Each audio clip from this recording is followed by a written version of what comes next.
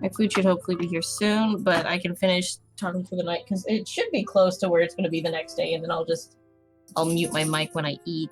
Sure. I've been pretty good about that, but there's a couple times on one of the other streams where like I could hear my spoon scrape in the bowl in the background. And I'm like, I don't think anybody else would really notice that, but I remember and I know what that was, so I'm like, fuck.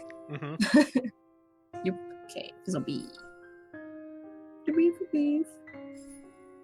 Say live yet? Yes, live. Yeah. I'm like, oh no, oh god, wait, no, sorry.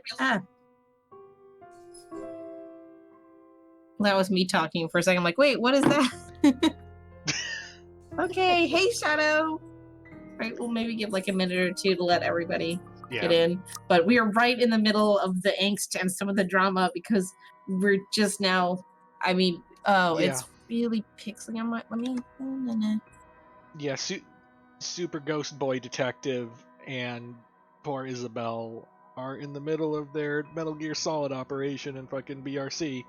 I live for this.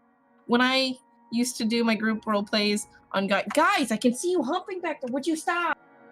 My little baby boys, my little puppies, I gave them baths finally, and for some reason, every time they get washed and clean and all nice, they decide they gotta try to hump each other to reassert dominance, because I guess they're like, you smell different and pretty. I want you to know that I'm still tough. And it's like, you're all both like combined under 20 pounds soaking wet. So like, chill the fuck out.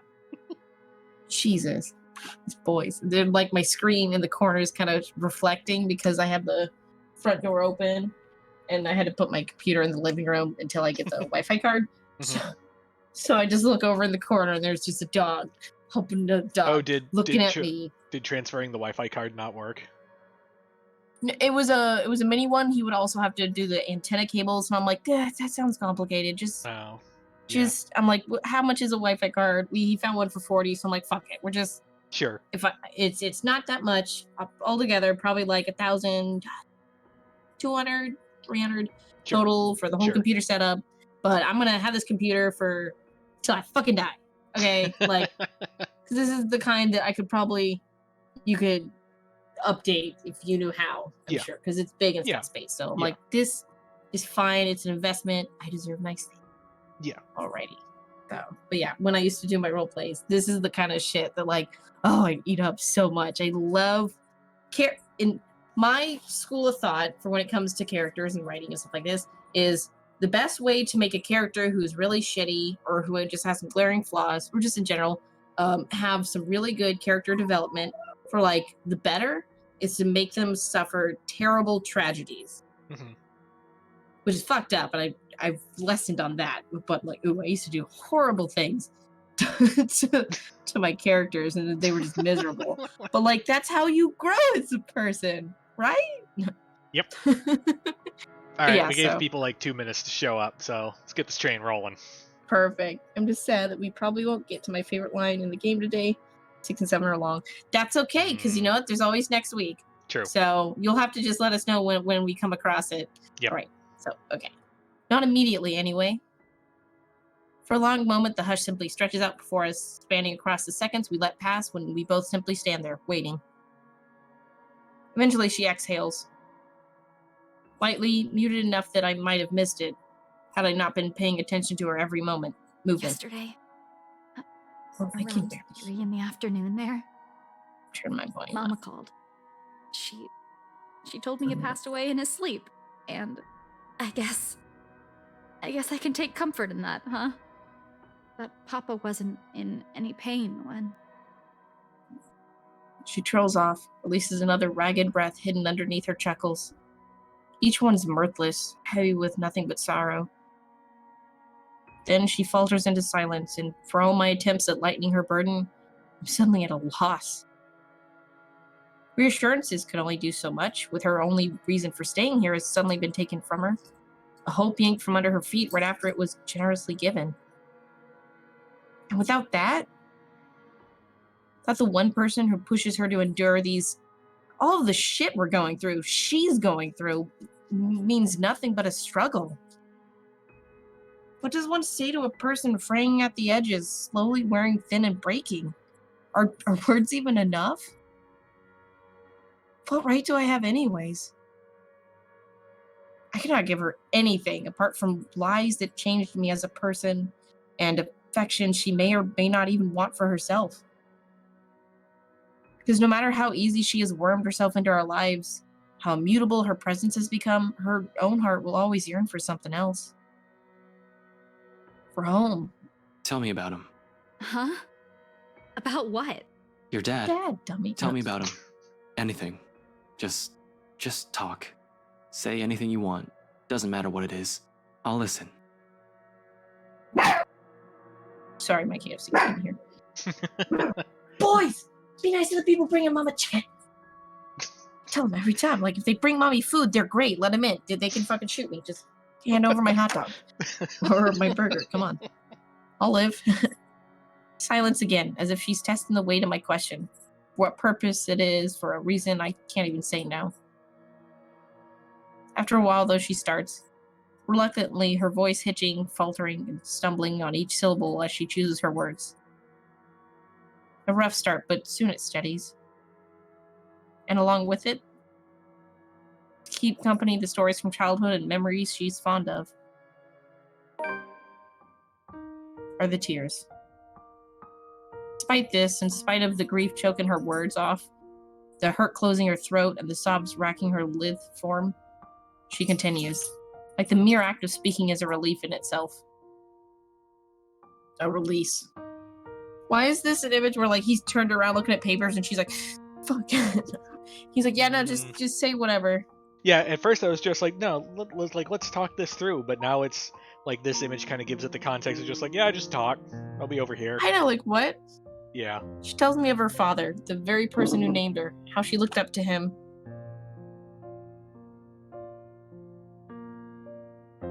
She looked up to him, how she was a bit of a tomboy growing up in her attempts to imitate him. How the man encouraged her to pursue what she really wanted. Perhaps even the only thing she ever did for herself. Okay, I'm gonna interrupt this because my Grubhub driver just said one more order and done grubbing. That's gonna be it. Oops, that was to my sister, sorry.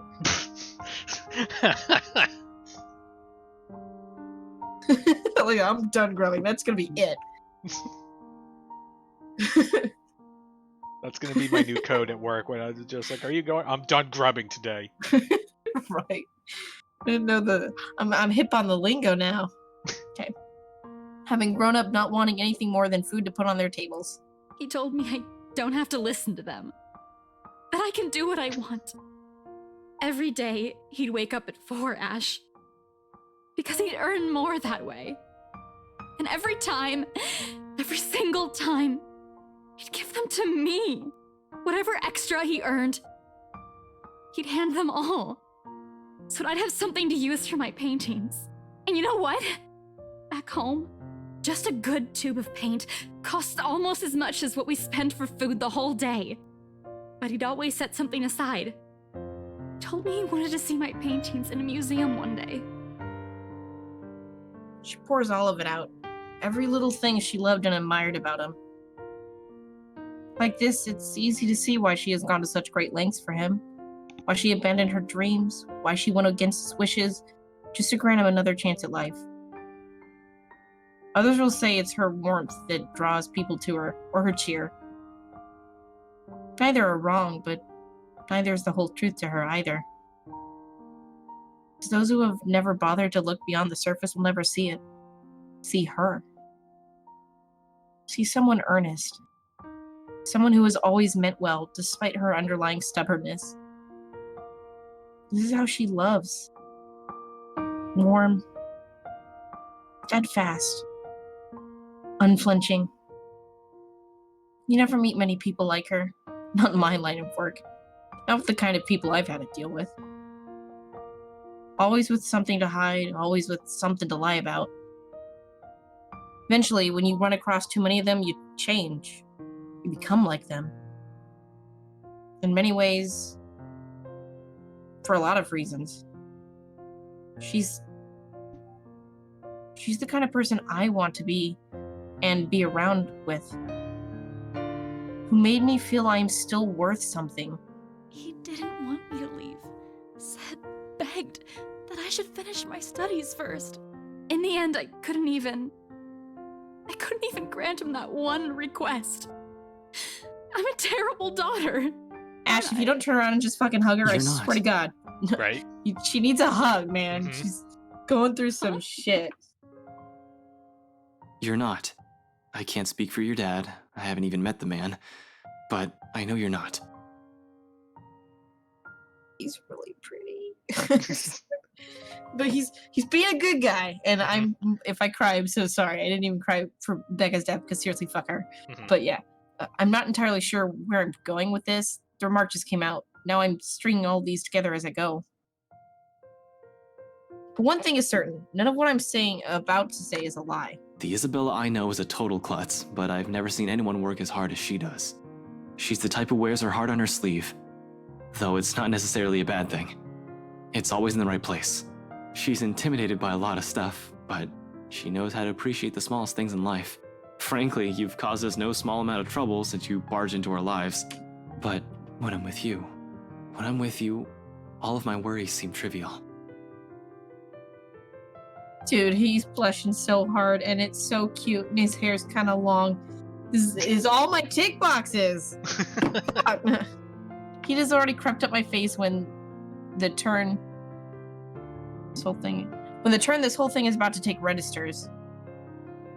Before I blurt the rest of it out, clear feelings, I'm not even ready to reveal them. Voice. I sense chicken on the horizon. Yes, I can. Oh, I can smell it. Okay, but this. 1 second.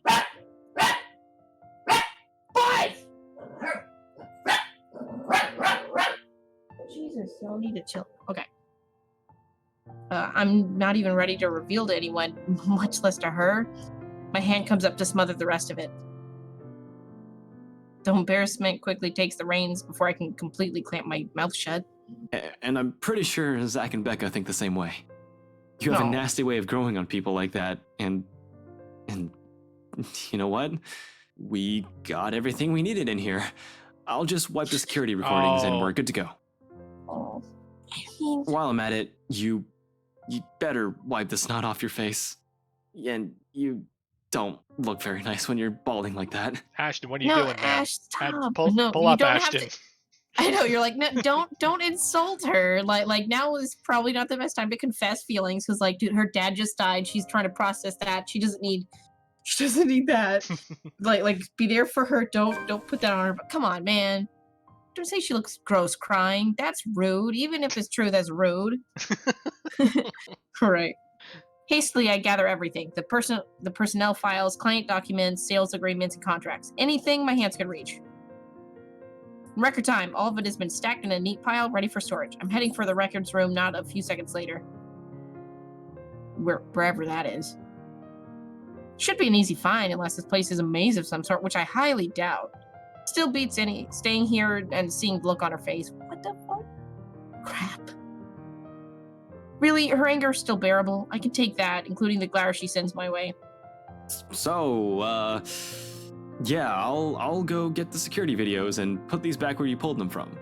Man, these are heavy, you know? Ash, it's just paper. You don't even know where I... Oh, no, I can handle this. Easy as pie. And, yeah, security cams, tapes, videos, cams. Yeah, I'm off. Her rejection at this point? Maybe not yet. Are we about to get some ghost shit? Because, like, dude, my heart is still like, I need a second game. The Getting the ghost. files. I was gonna say the ghost generally hasn't interfered in pairs. No, but now he's going to be looking for a record room by himself. I don't know if that's enough Oh time or shit. count. So Maybe. we'll see. Yeah. Getting the files back to BRC's archive room is essential. I mean, it's just a fucking room. The documents back in their proper places. I lock the door behind me, tugging it twice just to make sure. Now on to the next order of business. Moving the evidence of our little excursion in here, or at the very least, the part showing what we've been doing the past hour. Can't have our faces plastered on security footage showing us breaking the law, as it were. I'm going to have to wipe the data for Isabel's access card entries, too. Surprisingly, finding their security room proves a breeze. What will be tricky is getting inside. The fact that no one has walked out during the whole time we've been here means the room is either empty or their security is sound asleep. I'm banking more on the former. They're cutting corners and firing agents. I have no doubt that they fired the guy stationed here. They have anyone watching the monitors in the first place. It's a rather common thing for establishments. Just leave security recording indefinitely and only check the footage if something actually happens. Just to check, I press my ears against the door, listening for a sign of anyone occupying the room. After a long minute, nothing. I give the knob a few rattles. Standard lock and key. Should be easy enough to pick. We have lockpick sets, but those are only to be used if necessary and with a search warrant. Even then, it's a skill set rarely needed. Subtlety isn't on a cop's priority if they have authority to search the perimeter. Bolt cutters and brute force are the favored methods. If those fail, we call a locksmith. Yeah. Me? I prefer the good old hairpin trick when those options aren't available. Besides, they're easy to hide and store for emergencies, especially when, your hair is so long and thick. Yep. Running my hand through my hair, I pull a pair of bobby pins. See, boys with long hair, it comes in handy. Fashionable boy I would ghost fucking detective. I would shit my pants if Billy, one time, I'm, trying to get something open. He's like, 1 second, just sticks his fingers through his hair, pulls out these fucking bobby pins, and then proceeds to, pick a lock. That'd be so fucking hot / ridiculous. I'd laugh till I cried, and then I'd be like, Though he does have this little hairnet clip thing, since he works at Panda Express, and it's got a little bow on it, and it's so cute, and, he wears it. He doesn't even give a shit. I'm like, hell yeah. Pretty. 2 of these, and I can just about open any standard lock. One makes a lever, and the other makes a handle. I won't call it a complex skill, but it certainly takes time and a lot of practice to successfully pick a lock. Good thing I've practiced with them for a bit in my college years. I learned more when they're accessible in standard issue for a law enforcement or officer. Wiggle here, a click there, and I managed to seize all the pins and the locking mechanism soon enough. The slight turn of the knob, the security room's ripe for the picking. Oh yeah, I really don't like this. Room's odor hits me first, a sharp, nauseating stench as if someone has accidentally spilled a gallon of bleach in the room. When was the last time they opened this place? Ugh, this place smells awful. Jesus, it's worse than the forensics lab on a bad day. This is probably because of a badly botched effort to clean the place up. Even in the dark, I can spy dark stains on the walls. I really don't have the time to try and play in this ketchup or soda right. Oh my god.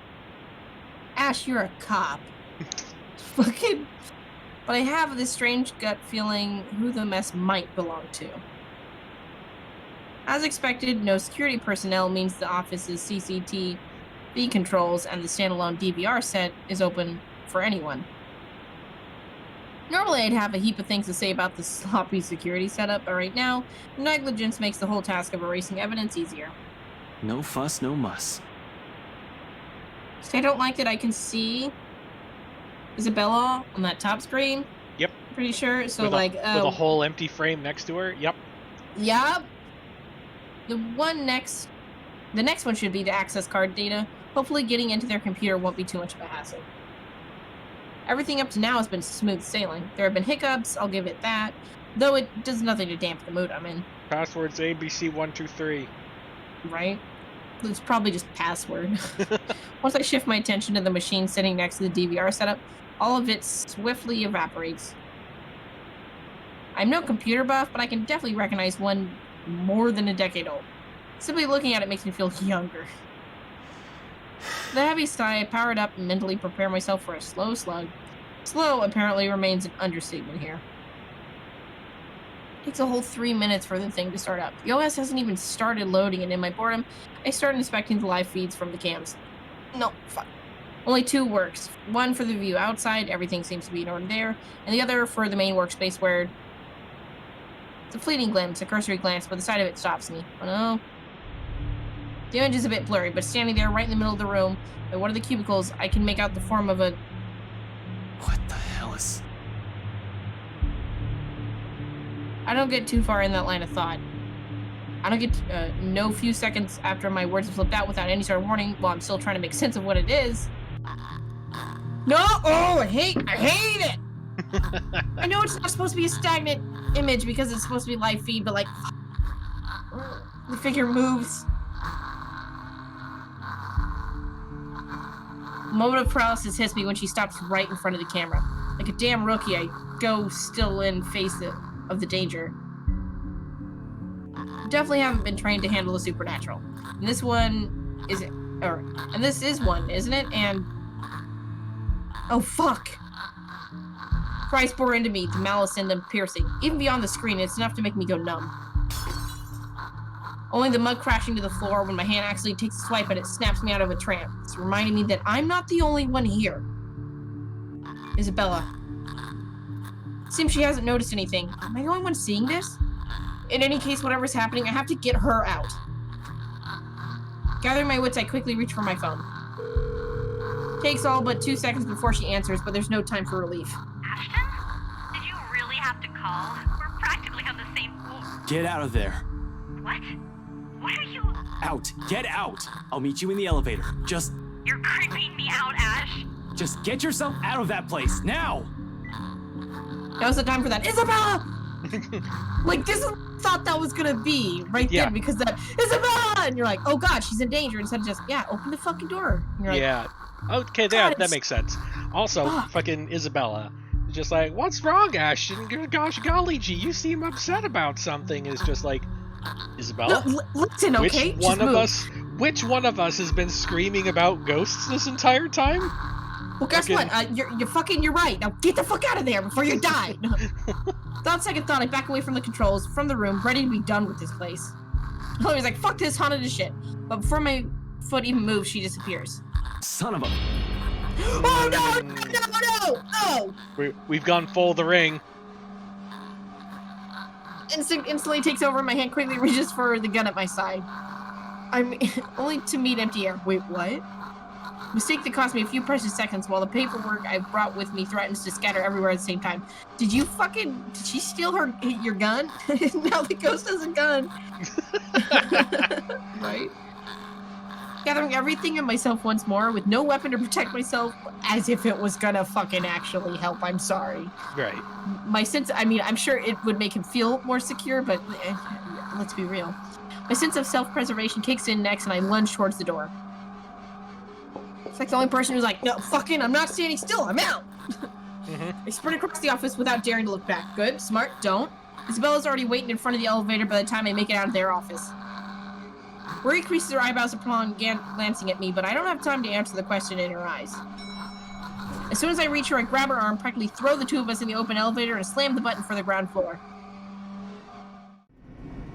Oh, could still have her person through the doors, because that's also a big fun thing lots of scary movies and shit like to do, so. Yep.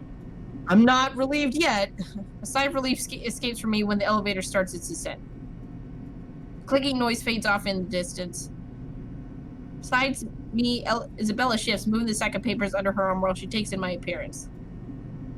You look like you've seen a ghost. He's like, yeah, fucking okay, fine. Yes, I have. You happy? We're gonna fucking die. Concerns in her eyes, though, all I offer is a small gesture of my hand while I attempt to compose myself. Breathe. In. Out. Why are we in such a hurry? Yeah, We need to get out of this place. Did you get everything? Oh man, Yeah, shit, he is it's just all like, here. no. But really, you don't look too good. What's wrong, Ash? Yeah, I'll be fucking fine. guess. I was in the security room. From the monitors, there was a fucking...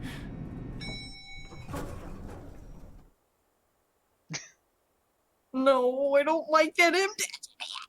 The rest of what I'm about to say dies on my tongue when the elevator stops and the doors open too. There's a moment's pause where we both take in our surroundings. Confusion's understandably there. Oh, come on! They should just replace this whole thing. No, I'm quite sure I pressed for the ground floor. Right? But it's just as Isabella said, the elevator always did have problems when I visited it in the past. Often she becomes so angry whenever we try to get on her floor, and she'll have to repeatedly smash the button for the elevator to even move. That was always good for a laugh. I wasn't too worried then. Now? From the distance, beyond the light's reach, the noise echoes in my ears along with the rapid pounding in my chest. Remember what you said about the being alone thing? I think she's decided that rule doesn't apply any fucking more. It's fine. Isabella stiffens and her eyes grow wide at the sound. Gingerly, she reaches up to grab the hem of my sleeve and grips it, hard, tight enough for her fingernails to dig through. Her eye searches wildly for the source of the sound while I stand protectively in front of her. Ash, did you hear that? Anyone there? No, yep. He's like, no, yeah, I fucking, why do you think I you moving from fucking here. came bolting in here and threw us into the elevator? Show yourself. No. No response. No response, only the soft sound of something scurrying around the floor and the walls in slow, deliberate movements. Faint, though still audible enough in this hush. Until it stops. A moment. We need to go, Ash. We have to. We sure do. Fucking, what are we doing? And then... This time I'm certain it isn't my imagination. Against my training, my whole body freezes. Fuck, no! Hands stilling, mid-press on the button, eyes growing wide while waiting for any sort of movement from further back, and ears strained for the source of the sound. I can't even offer Isabella any reassurances, but as I hate to admit it, dread has seeped into every nerve in my body. The blasted elevator still won't fucking work. This isn't in my fucking training manual. That's fair. Ash, we need to leave. I know that sound. Oh, numpad, Please. Shadow Get the says elevator. numpad doesn't work. Yeah, Okay. I'm ready with number row. Another series of shuffling against the ground, a laughter, and all of a sudden, she's there. Like a twisted spider, she stares at us, the look of hunger in her eyes and venom in the twisted manner she smiles. A glee she has well earned when we're damn flies that have been dropped right under the spider's web. Ashton! Damn it! Without warning, she moves, mocking me with each unhurried crawl she takes, knowing I'm at her mercy. Fucking hell! Ashton, the door! The door! Fucking, I'm trying! Do you not see me pushing buttons? Not here! You're fucking blind! Our lives are in the hands of a crummy elevator, literally hanging between life and death. We're not going to die here! Not in a damn elevator! You're like, No, just in case of like quick time event bullshittery. Yeah.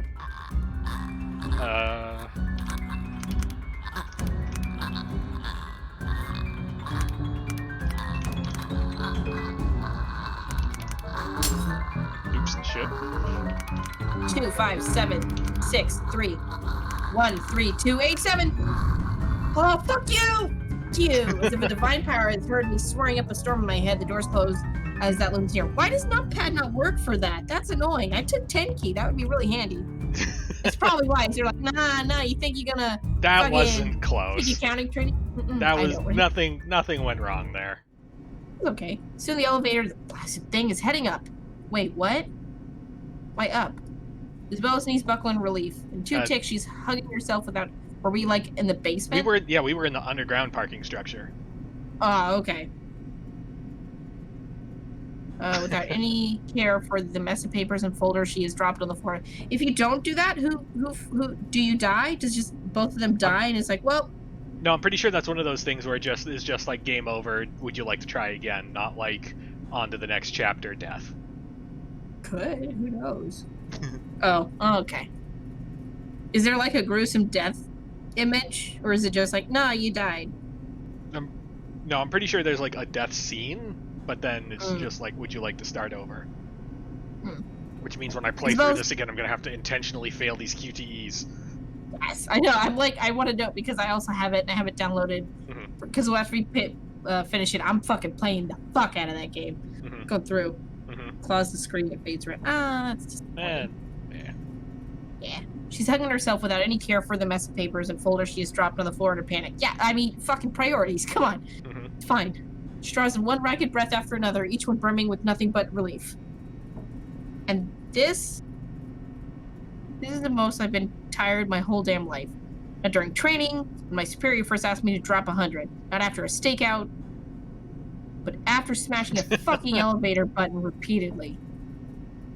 Slumped to the ground beside her, worn out. But I don't let myself feel relief again. Not until we're out of here. Good call. Yep. Isabella seems to be of the same mind as she looks to me. Still, I find myself sharing a shaky laugh with her. We're okay.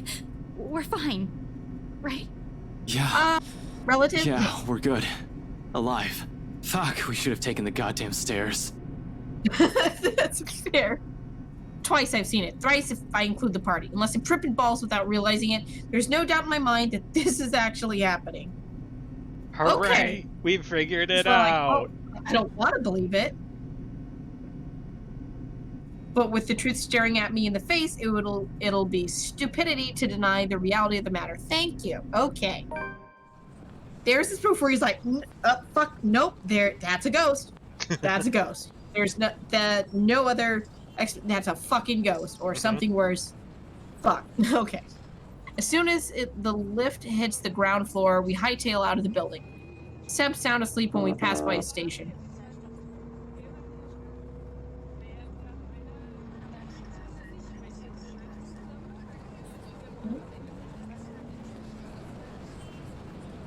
Oh.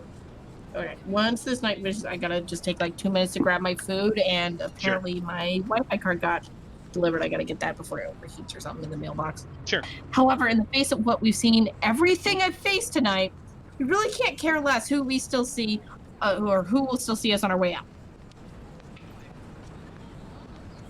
The sooner we get away from this place, the farther, the better. I'm just not sure if that also means being safe. She almost got us, damn it. The fucking thing almost had us. Nah, we were fine. Right, I did that. I failed one thing. It's fine. I pushed Shit, buttons. it was only it was only by luck that we managed to get the fucking elevator unstuck. The blast thing not working in the last second. I need some air. Fresh, breathable air that doesn't stink like death and gore all at once. I'm panicking. Christ! Losing focus. With another person here, I can't afford that right now. Isabella hasn't said anything, but I know she's more shaken than I am. I can't lose it when another person's depending on me. Remember your training, Frey. Another deep breath, and soon I'm starting the engines and driving us off. After that little incident, somewhere open would be good. Someplace I won't get trapped. Yep, okay. No, because we've seen the ghost here before. No.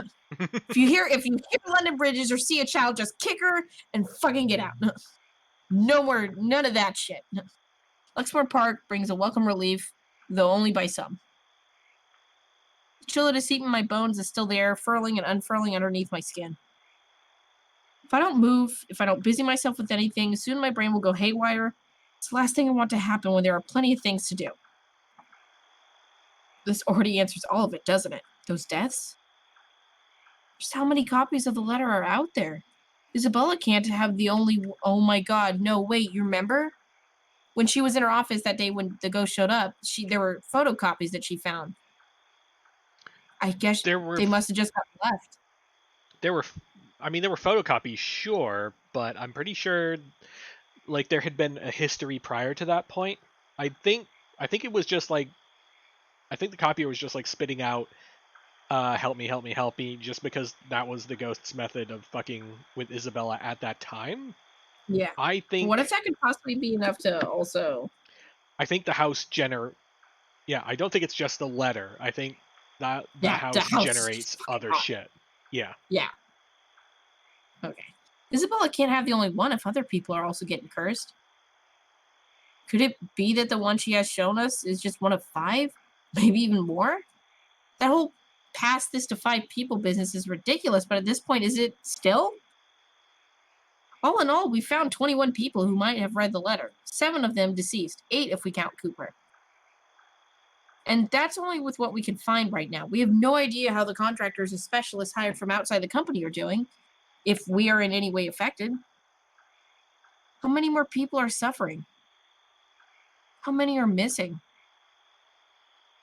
How many are dead? Can I still even blame the Wrights for this? If anything, they might be in danger as well. Oh, they are. I don't think I can wish a curse upon anyone, no matter how big of a douchebag like Luke Wright is. I mean, if you're pretty sure he led to somebody being, burnt alive for a bakery, I would say, Okay, yeah, like the bakery thing we're still like latched onto, but like all the other stuff, or at least Yeah. related to this mansion, is just like, okay, maybe not this stuff. no, wow, yeah, there's a whole extra shit that we started to touch on with Becca, where we're like, oh, Mhm. what the fuck? Hmm. So that's going to be interesting to see. Still hoping for Murder Cult, fingers crossed.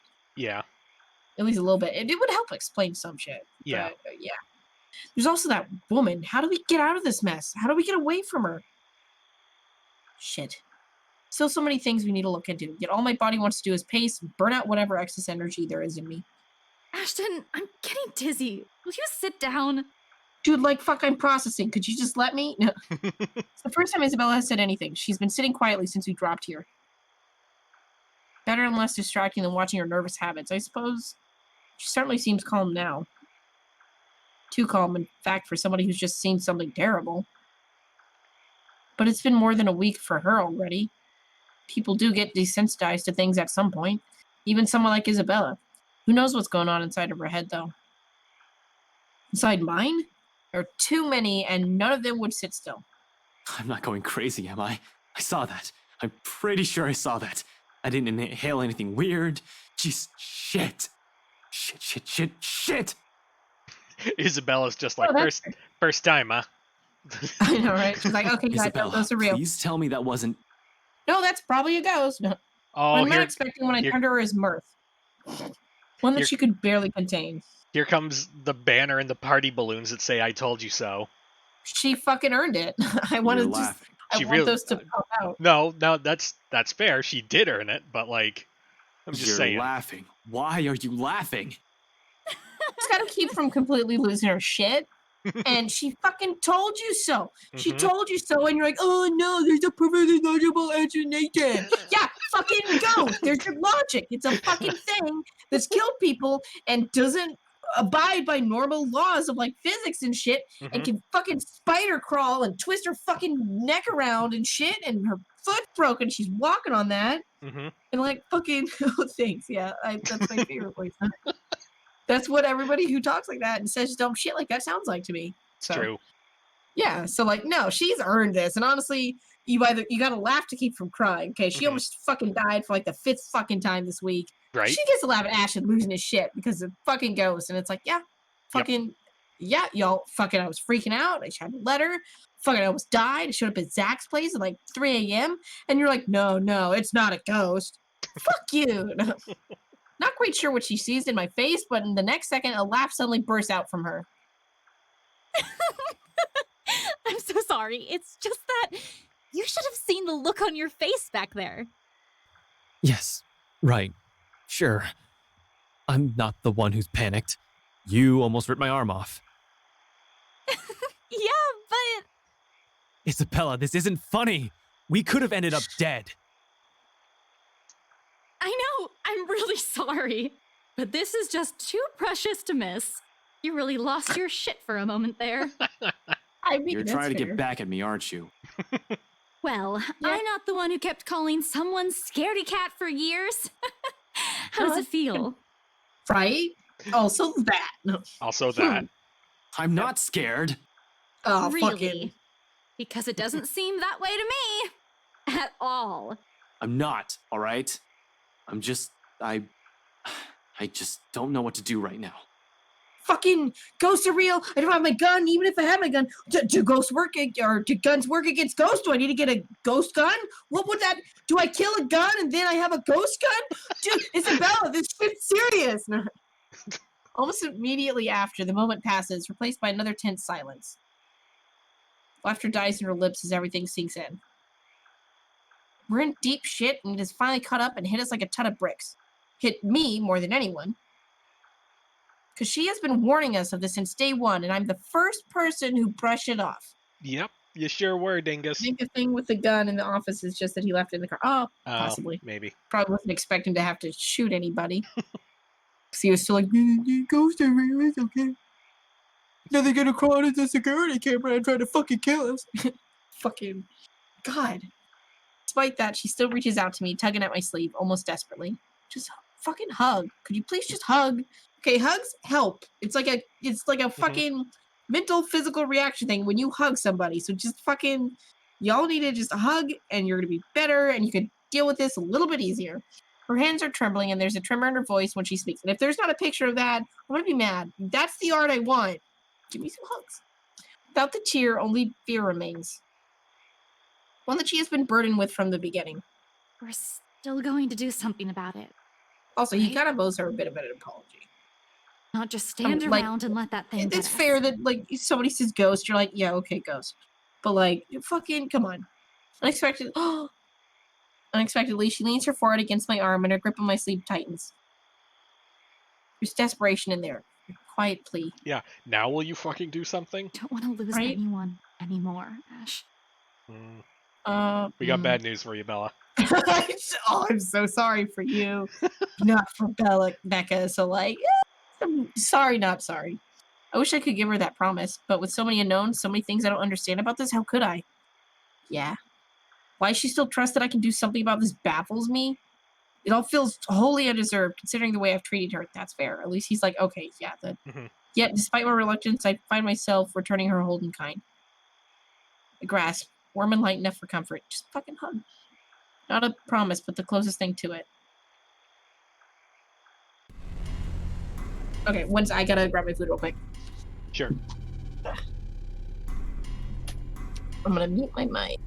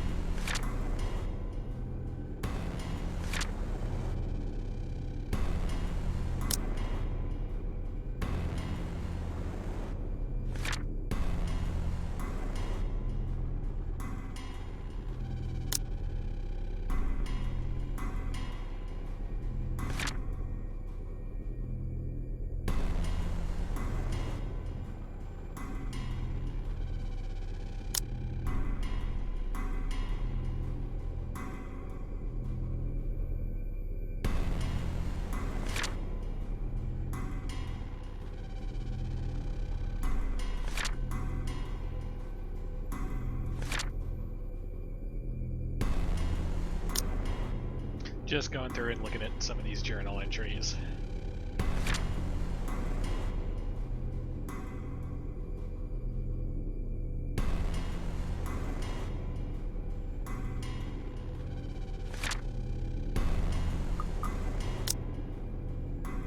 There's a lot of weird undiscovered journal entries. Luke's timeline must be fucking huge.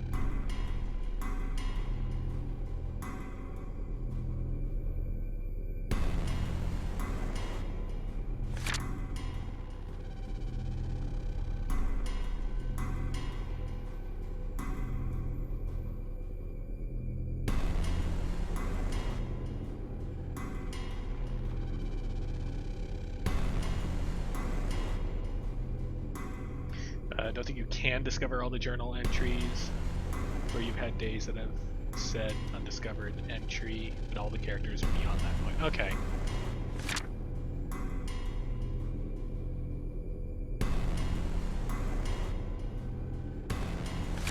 Okay, and I am back. Alright. Don't think you can discover all the journal entries because I swear it days. It's got the entry by all the point. So, like, you mean like there's some that you just can't in one playthrough? Or like you just have not unlocked them and you've gone through everything so far and you're like, what the fuck? So, like, if I look ahead, like, there's stuff that just says undiscovered journal entry, but like that, it'll still show undiscovered journal entry even if like all the characters are past a certain point. Then maybe it's just because that's where it would be in like a separate option that we can't pick if we go with another one. It's annoying that it would show that, but maybe it's just so you know, like, this is what one of the conflicting things or one of the other options would have been. Yeah. Okay. So, Sunday. I wonder what this is starting us off with. The bad music implies a nightmare. Yep, and also like the swirly shit in the air is usually a flashback or a dream or something. Yeah. Darkness blurs the edges of my vision. Black tendrils twist and coil around my limbs. Soft footfalls echo from the far distance, scurrying, scampering, moving in an odd rhythm with the sharp, piercing notes of her laughter. A scream threatens to burst, but my throat closes off. Ever so slowly, a chill seeps into every nerve in my body, washing away every sensation in me, apart from one. There is only fear. Once again, her laughter echoes, a sound both bitter and unforgiving. It's the last thing I hear before she reaches for me. The ground trembles. The world slows to a stop. Morning breaks in a blurry mess of vivid shapes and colors. Oddly, there's no feeling of terror or confusion gripping me, despite the vague images that has driven me from sleep. Awareness kicks in shortly, though slow and sluggish, as I blink away the last remnants of unconsciousness from my eyes. The early morning light already streams from the open windows when the memory sets in and the room finally comes into focus. Isabella's apartment. Pushing myself upright, my eyes wander idly towards her prone form. She's hunched over the coffee table, both her arms under her head while she continues to rest. Then, to the chaos of papers and folders we've left scattered over it, before sleep has claimed both of us. We've bunkered down here last night, and both our nerves have calmed down, mine for the most part. Staying together was an unspoken invitation. And anyway, I'm pretty sure neither of us wants to remain alone, when there's that woman. Is she still one in the first place? One that we'd normally call a human? Can it still feel guilt? Does it understand pain? Fuck. I'd rather get charged for breaking and entering than mess with whatever that thing was any day. Not that thinking about this still matters when all our lives are in her hands. She's dangerous. If we don't do anything about her and this curse, we'll definitely be pushing daisies soon. I can't let that happen. Game volume is high compared to me. Alright.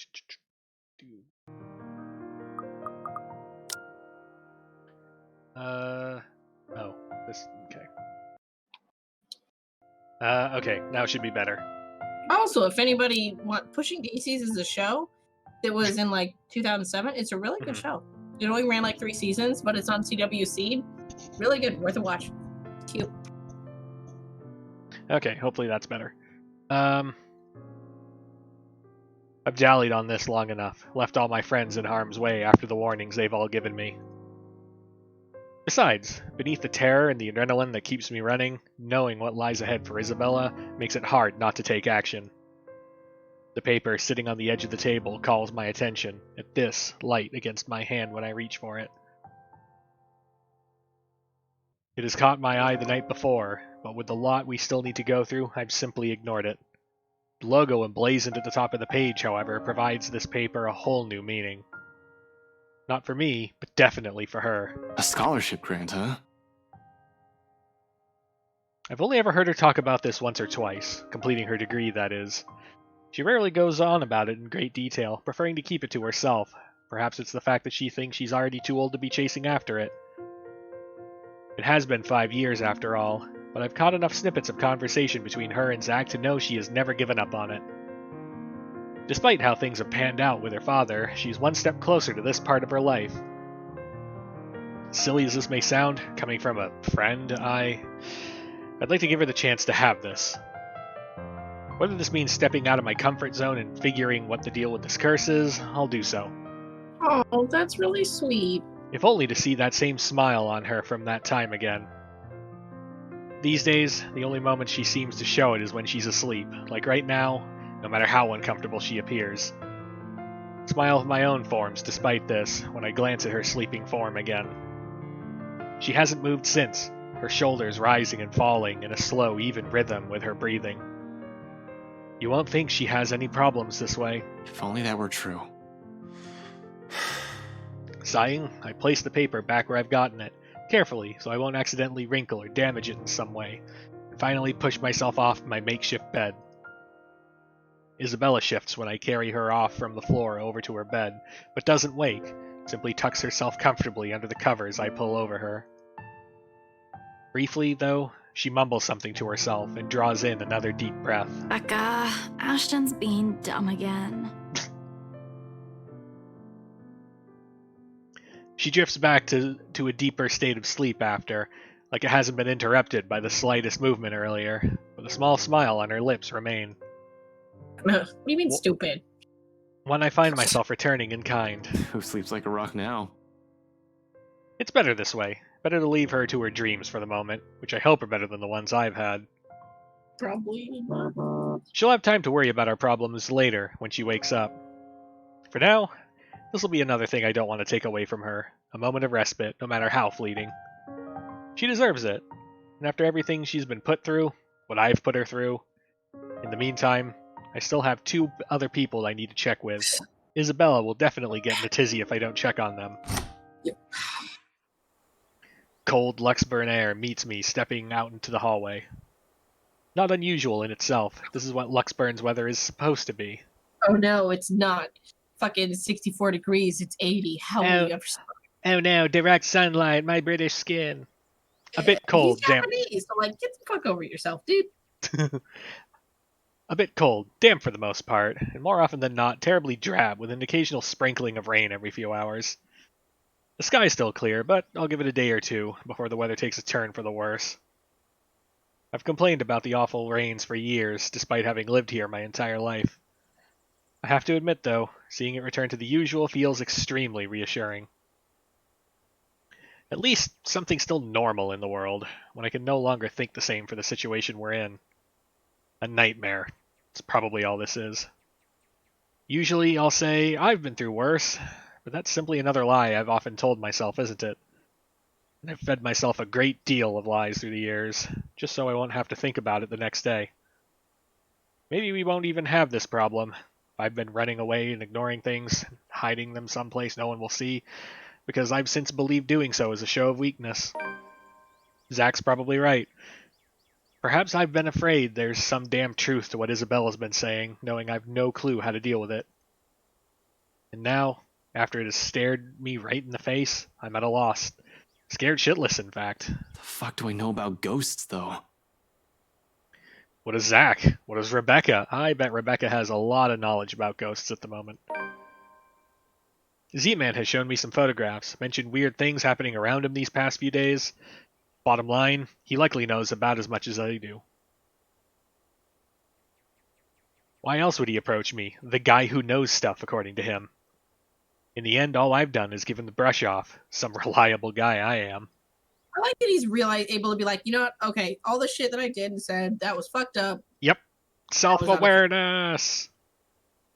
I think Becca should have, gotten a better grasp on. Otherwise, we would have given, probably wouldn't have let her fall through. Yeah, otherwise we wouldn't have just outright murdered her. Yep. Hell, Rebecca's probably in the same boat, grasping for anything that might provide an answer, a way out of this. Yep. What can any of us do when all of us lacks any understanding of what's happening? One thing's clear about this, however. That thing is after us because of the letter. Roll credits. No. Both Rebecca and Zach have seen it, too. She will go after them as well. Yet here I am, walking up Becca's door, one slow step at a time, a stalling tactic to allow myself some time to put the mess in my head in a better order. How to phrase this, when there's a 90% chance she's still pissed about a whole different matter. It's the only reason we didn't check on her last night, aside from the ungodly hour Isabel and I arrived. We'll only alarm her by showing up in her home in the middle of the night, acting like babbling lunatics, and her anger can last quite a while. These days, it seems the only one she can easily forgive is Isabella, but even with her, Becca's still fuming for hours. I run my hand through my hair and straighten out my jacket before knocking. Once, twice, and 3 times, just to be sure she has heard me, even if she is asleep. She's usually awake by now, though. Hey, Becca, it's Ash. Open up. Don't tell me you're still in bed. Seconds tick by. No answer from her, and dread has started to creep up. I've been trained to handle dire situations, but the feeling has been doing that quite frequently since last night. That's fair. My mind begins to anticipate the worst, and in the next minute, concern has mixed in with my thoughts, and I bang my fist on the door, louder this time. She'll definitely be livid, but I'd rather face her wrath than a dead body. Becca, it's Ash. There's something we need to talk about That right happens away. tonight, though. Open It's up. Sunday I know night. you're... I thought that... No, that was middle of the day. Oh, yeah, okay, but that's Yeah. still, like, she's still alive, yeah. Yeah. Sunday haven't- morning, I think she... No, she just Did she? calls the professor and then just And then checks trundles out? off to the library, yeah. Okay. Yeah. Yeah, that's what I think. I'm like, I don't think Your there's an interaction with her and girlfriend Ash left early first. this morning, Yeah. pretty boy. Who the fuck? So if you could do us a bloody favor and shut up, that'd be real fucking polite. I love the British. My hand pauses short of landing another heavy knock. From the other unit, Rebecca's other neighbor peeks in through his door, though I see nothing but a bundle of blankets. He's trying to fucking sleep. I'll say they need help from being devoured by their sheets, but it sounds like he's just fine. He's a huge asshole, too. Course of action, so people like him won't ruin your day. Act like the nicest person on the planet. Mhm. Has done me wonders when I was a rookie patrolling the streets. No need to match his temper. Certainly not. That only Did she escalates. say where she was going? I don't know. She said something about meeting someone or something, in case Filipina girl over there asks. Filipina girl. Whatever the fuck her name is. Yeah. Well, what am I, her keeper? You know, some people want to sleep in on a bloody Sunday, so keep it down. Just looking forward to That's this weekend. Thanks, you damn git. Well, there's no It's need to be an like ass the about end it. of the I'll get weekend. out of your... Yes, Ash, being the nicest person. Yeah, A plus on being a kind, considerate person. He slams his door shut without warning, but not before muttering a string of very colorful words about me. Probably thinks I won't hear him inside the 4 walls of his apartment. Jerk. And at the end of it, a sigh. So, Rebecca's not here. Must have missed her by an hour or so, but at least she's not alone. She should be safe, in theory. More so, if the person she's meeting with is who I am thinking. Nevertheless, I still can't help but worry. It's an easy thing continuing down increasingly darker lines of thought. To act brashly, to find out where she is and go straight there without deliberating on my actions first. There's Zach to boot. Rebecca's not alone, but I can't say the same for the big guy. A simple phone call to the both of them should do the trick. It'll ease my nerves at any rate. It's better than rushing over to Zach's place or assuming Rebecca's whereabouts and finding out they're not where I've guessed they should be. Assuming the worst will come next, which I'd rather avoid this early. Any other reason, I won't bother them, but an emergency begs for urgency. This is one, right? Oh, yeah, definitely. Murder Ghost is an emergency. Even if it isn't, anxiety from concern dulls judgment, something I most certainly can't afford to lose at any given time, especially right now. I like how he's trying to be as reasonable as possible. Just not going to help Rebecca, but, like, that's not his fault. I know. That's fine, though. I love he's like, okay, I need to not just start rushing around. I need to have a plan before I just fuck off into the town.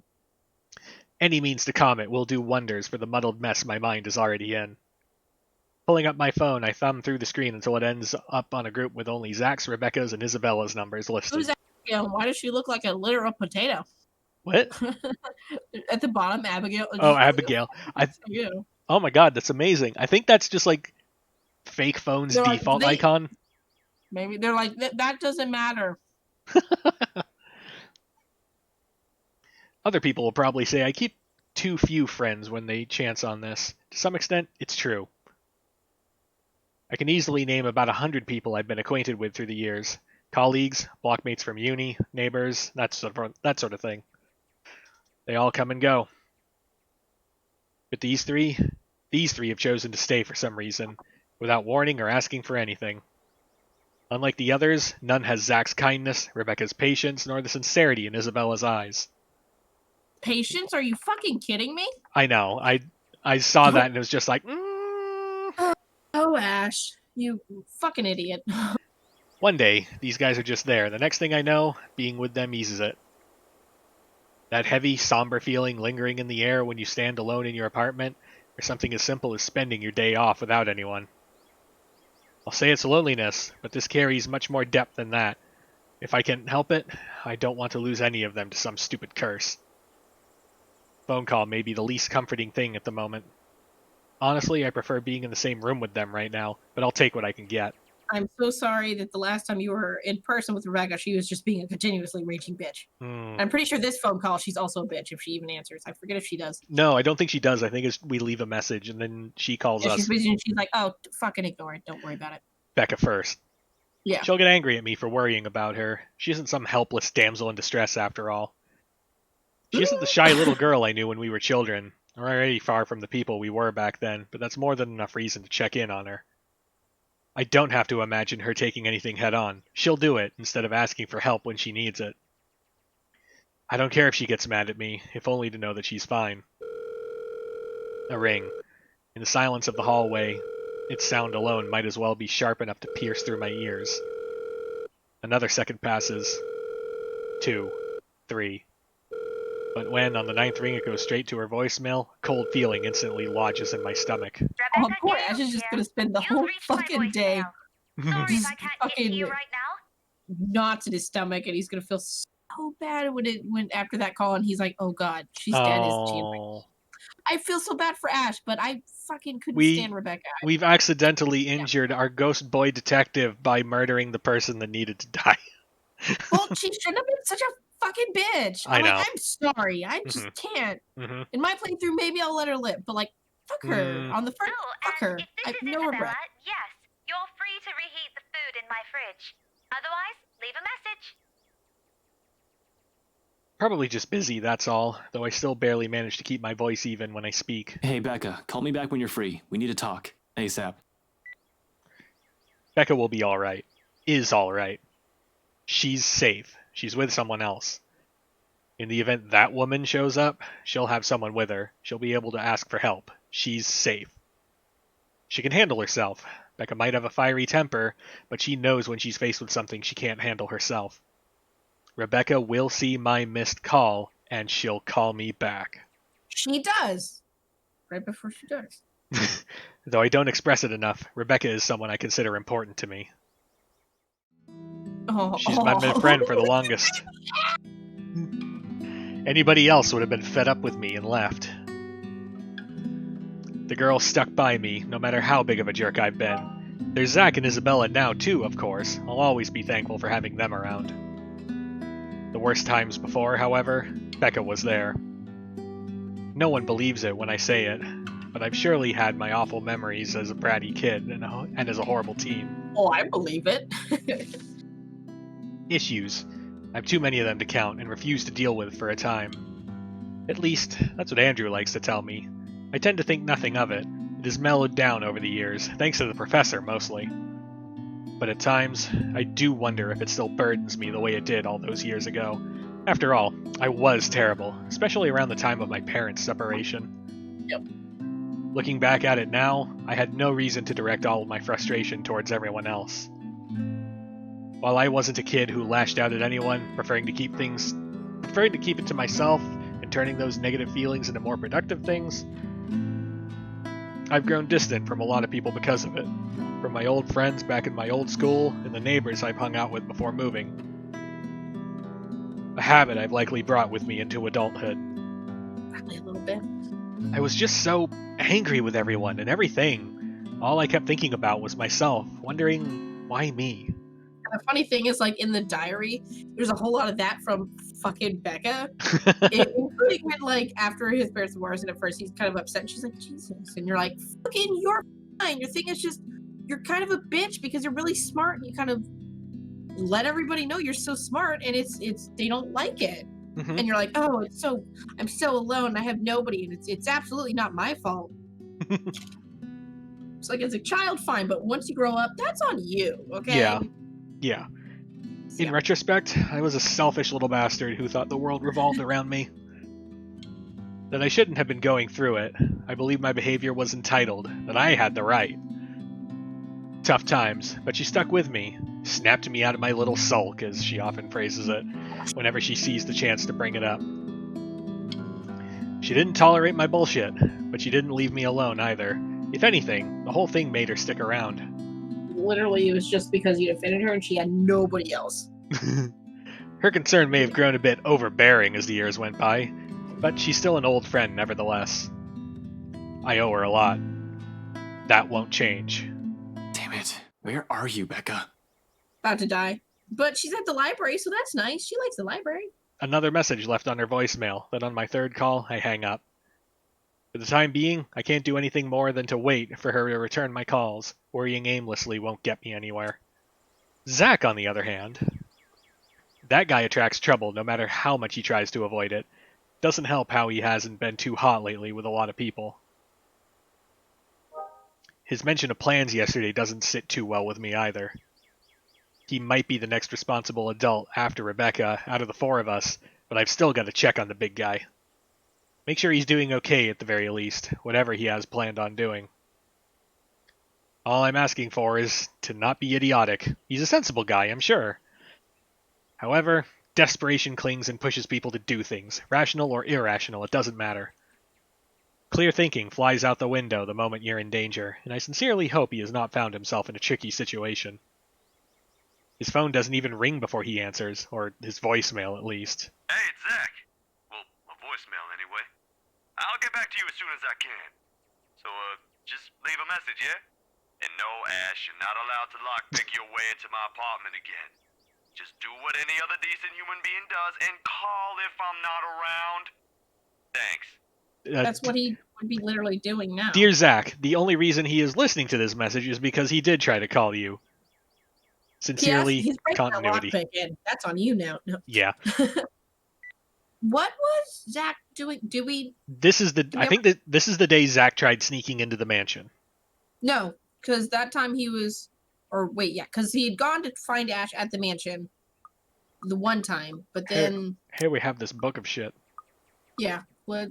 We're on Sunday. Yeah. Okay. No, what was Zach doing today? I don't think it ever showed. I think his ended on like Thursday or Friday or something, because I don't remember going through him being at the party. No, yeah. I remember mentioning that he was there in other chapters, but I don't think... Yeah. Oh, he is at the mansion. Yeah, Zach's at the mansion right now. Yeah. Oh, fuck. No, this was the thing where we played as him, where it was just like, we can either go in the window to certain death, or we could not do that. Oh, Sunday, page 2, it's there on the right side of the journal. Sunday, page 2. Terrified Zachary went looking for Ashton at the Ermagerd mansion, but to no avail. Okay, so that was Sunday. Tried to warn Luke Wright, but was simply turned away. Received a call ordering him to head straight for Salemwell. Yeah. Okay. Yeah. Did he turn it off? Why? I don't want to assume the worst yet. Maybe he's forgotten to charge it? Can't be. The guy can be a bit of a Boy Scout, and even more than I am as a cop. He's the type who has an extra battery or a power bank in his bag if he ever needs it. And he always does. He won't say anything or brag about it, but he's got quite a roster of VIP freelance clients. He won't just leave his phone dead in case he's on the field, particularly when people will likely be looking for him. He always leaves his connection open whenever clients or his friends need him. Zach is reliable like that. Why isn't anyone answering? His mobile in an out-of-range area sounds more plausible, although the thought of it doesn't completely shake off the unease. Unlike Rebecca and I, he took the time to listen to what Isabella said. And even if he didn't believe it, he was definitely the first one to offer help or try to do something. If he ends up trouble doing whatever it is, so help me, I'm going to... Well, I can't be rash. I'm aware of that. Been running the same reminder in my head since last night. But if something happens, I'm certain my reaction won't be pretty. Bobby's like, don't freak out, don't freak out, don't freak out. God, if something fucking happens, I'm freaking the fuck out. The added guilt from those times I've repeatedly dismissed him will surely haunt me. Yo, Zach, don't call me worry. back, There's all gonna right? be some shit to I haunt wanted you. to It's not check gonna be in Jack and, though. We're not gonna let that happen. Yeah, just please call me back. Your afternoon's gonna be not fun. Yeah, it's usually a joke between us when I say he's the Watson to my Sherlock. I don't see him as some assistant to put aside until he's needed, like some people like to believe, though. He's not some pity friend I keep around to make myself look good. If anything, he's the one who stayed by me out of pity. Oh. Oh. Zach's the one who puts up with me most of the time, even when he doesn't need to. It's not a case of a cool cop who helped out a minority. In truth, I was a hard-headed, hot-tempered, and reckless rookie, until I met up with him. It wasn't anything sudden, and some part of me is still that rookie. But I've grown, thanks to him. He tempers that part of me. Considering how our first impressions went, I'm lucky he stuck around.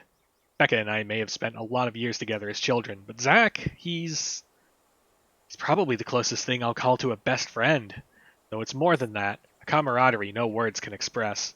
Okay, like low-key, I would totally ship Ash and Zach. Just saying. That sounds sweet. Don't doubt the power, bros. Yep. Romance, man. I love it. He has my back, and I'll always have his. He's a brother I've never had the luck of ever having. Only child and all. And I have every reason to worry about my brother. Becca's neighbor did say she went out to meet with someone, no specific names. If I'm wrong and she's not with Professor Clark, then maybe it's with Zach. They've never been close, but it's not the kind of awkward friendship where meeting together remains out of the question. Regardless, I continue dialing for his phone another 3 times like I've done with Becca's. In the end, after the 3rd attempt with no one answering, I stop and move to cut the call with a ragged exhale. Waiting game it is, then. I've been trained for those. Hell, I'm used to them, just not when it comes to people I'm close to. Much as I keep reminding myself to maintain a level head, it's a whole different matter when it's someone you know. Personal feelings will likely get involved at some point. It's starting now, actually, with the anxious strings coiling and uncoiling, causing a racket inside my stomach. And that's exactly when the line finally connects. Before he even speaks, my question has already slipped out, including every pent-up worry and tension in my body. Where are you? The line's choppy, though I can still make out the words he's saying. Nothing to worry about then. He's just someplace where network coverage is shitty. Can't imagine where at this time of morning, though. Did he go out for a jog? What was that, Ash? No. Could you repeat that? Signal shitty here. I asked, where are you? Hell, Zach, You're I've not been gonna calling like your it, number but- for a good 20 minutes now. What kind of shithole did you get into? Where do you I meant that to sound as friendly as possible, to keep things light at least, instead of only the frustration shows in my tone. Yeah, you Good sound morning like to an you, asshole. too. I should be asking you that question. I've been looking all over the mansion for you. Oh, right. He got that weird call. I Yeah. Yeah. He got the weird call. think. Yeah, because Ash didn't call him that early. Mm-hmm. Well, no. Zach assumed that Ash would be on a stakeout at the mansion. Zach goes to the mansion, gets the weird call while he's there, that said something like "I'm inside" or "I'm in the attic" or something like that. Decides not to gets like shut down at the door or something like that, and then the real call happens. That's what I remember. Okay. What mansion? Do I really need to answer that? Why are you even... Please don't tell me that's his plan. A morning visit to the mansion where Luke Wright is. Of all the pig-headed things to do right now, it's the best thing he can come up with. Breaking and entering. That's what you did last night. Whole lot of stones around this glass house. Right. I've got a plenty of reasons to rail at him right now. Although no matter how much I want to give him a piece of my mind, unfortunately, it's not the time. No, wait. Just get your ass to Isabella's place and hurry. He pauses a moment, a second of indecision while he seems to contemplate his options. How urgent is this? In truth, the question, the hesitance, and the indecision in his voice has caught me completely off guard, and understanding dawns on me. His decision to go there isn't one born out of a stupid impulse. He must have found something. Like, dude, I saw the go. Like, we need a powwow on this, okay? Mm-hmm. Nobody alone. However, no matter how urgent it is, he still shouldn't have gone there, alone at that. Seriously. Despite myself, in that split second of comprehension, I allow it to show. A weakness. A simple request brimming with every unease and disquiet causing turmoil within me since last night. It bears a selfish hope that he'll understand, even through the unstable signal, that whatever's keeping him there, he'll be willing to set it aside for now. Pressing enough for you to stop asking questions and get yourself here. Please, Wow. Zach. Silence Does kinda fills the sound other end of the line again. For a long moment, I assume he won't heed it, and I'll have to drive there myself just to drag him away from whatever danger he's skirting. Thankfully, he agrees. I'll be there in a few. An hour or two tops. Thanks. I'll see you. Relief washes over me as soon as the call ends. Normally, I don't let myself a moment of respite in times like this. Gotta stay alert. Rebecca's still out there, has yet to return any of my messages. But for the moment, Every time I think about it, I'm like, every time it's just like, I really hope Rebecca's safe. It's just like, it's that little monkey gift that, no. This is probably the first time I've permitted myself to do so since last night. Even the muscles in my shoulders have been complaining from all the tension I've taken on. Oh god, I know that feeling. Right. It still annoys me that all I can do right now is grit my teeth and trudge back to Isabella's apartment. Useless. Oh. That's what I am in the face of this. Well, you all kind of are. This is a fucking ghost. None of you are equipped for this, and like that's okay. A mad dash around Luxburn and Anselm isn't going to help things. It's not like I'll simply stumble across them on the side of the road during a drive. The city's too big a place for one person to go searching for only two people. I'll be lucky if I even glimpse the hair of either of them. God, they're really hitting us over the head with that. Yeah, like if you got her killed, you're gonna feel bad about it. And you're like, God, fucking come on. Oh yeah, of course he's gonna beat himself up. Yeah. Oh, With it's gonna break him. Oh, yeah. Poor baby. With one last hopeful glance toward the open skies, I slip back into Isabella's apartment and close the door behind me. I might have already grown used to this, but the waiting will always be the hardest part. More so when it's the people you care about. You're up early. I thought you left. Why is that question marks? We know exactly who the shit that is. Right? This is not the first time I've seen Isabella like this. Standing casually by her kitchenette, a ladle in hand, keeping an eye on whatever's stewing on the stove while humming a soft tone under her breath. Probably just like 6 of those little fucking noodle cans. She's like, I'm just gonna fucking cook it all, and Yeah. I'm not gonna bother with the microwave. I don't give a shit. I've glued these noodle cans together and I've submerged them in a pot of water. 5 years ago, it has become a common sight after the three of them, including Zach and Rebecca, found a mutual interest in cooking. After that, whenever our schedule allows it, one of them will invite everyone to dinner or lunch instead of eating out. Rebecca prefers it that way, healthier, she claims. Zach's just too happy to be able to cook for everyone. Isabella, on the other hand, as long as there's food, she's happy. Me? I've been banned from the kitchen ever since the pressure cooker incident. Easier times. Good times. Oh, I almost burnt down half an apartment and killed like 3 people. It's fine though. Yeah. Right now, however, the scene brings an odd sense of normalcy. A strange fit with all the things going on around us. Not unwelcome, only bizarre, I suppose. Isabella doesn't follow up on her question earlier, but she does raise an eyebrow my way when I take too long to answer. For that, I only offer a casual shrug in response and a short answer. I've checked with Zach and Rebecca. I'm just waiting to hear back from them. I'll land in a quip or two for her, if the timing for a joke isn't off or doing so won't be inappropriate.